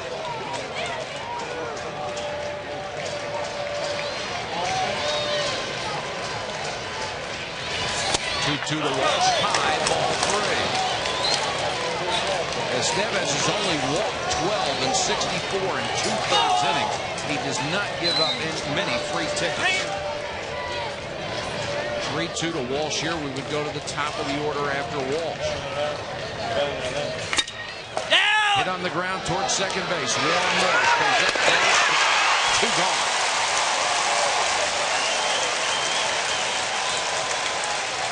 How dependent has LSU been on hitting throughout Skip Bertman's career? They have never won a College World Series game when they have scored less than 5 runs. And this is the 29th College World Series game they've had. But they're on the verge of doing it here. David Eckstein, the last hope for Florida. That's an unbelievable graphic, isn't it? With as many games as LSU has won. Eckstein is 1 for 4, but he lined out hard the last time up. Cooley robbed him.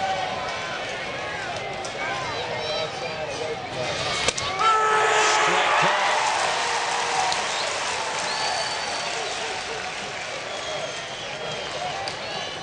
LSU made 9 errors in the first 2 College World Series games. They have made 1 this afternoon. Outside, 1-1. Improved defense will help you win 2-1 games. Yes, it will. You can't win 2-1 games with poor defense. No, sir. In the dirt from Jake Estevez. 2-1. Mark Ellis would follow if Eckstein can keep it alive.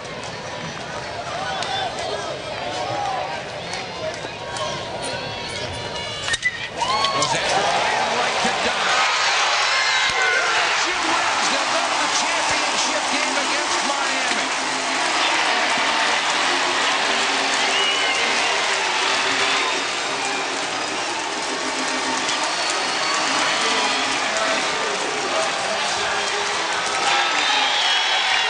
A beautiful pitching performance by the LSU staff. Andy Lopez congratulating Skip Bertman. You will see Andy Lopez back here many times.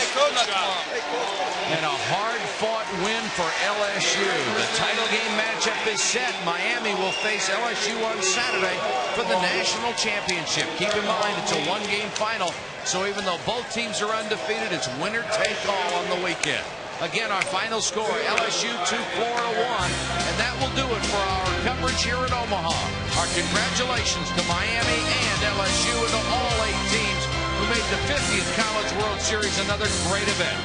For Joe Morgan, Larry Conley, and our entire hard-working ESPN crew, this is Mike Patrick. Thanks for watching, everybody, and so long from Omaha. SportsCenter is next.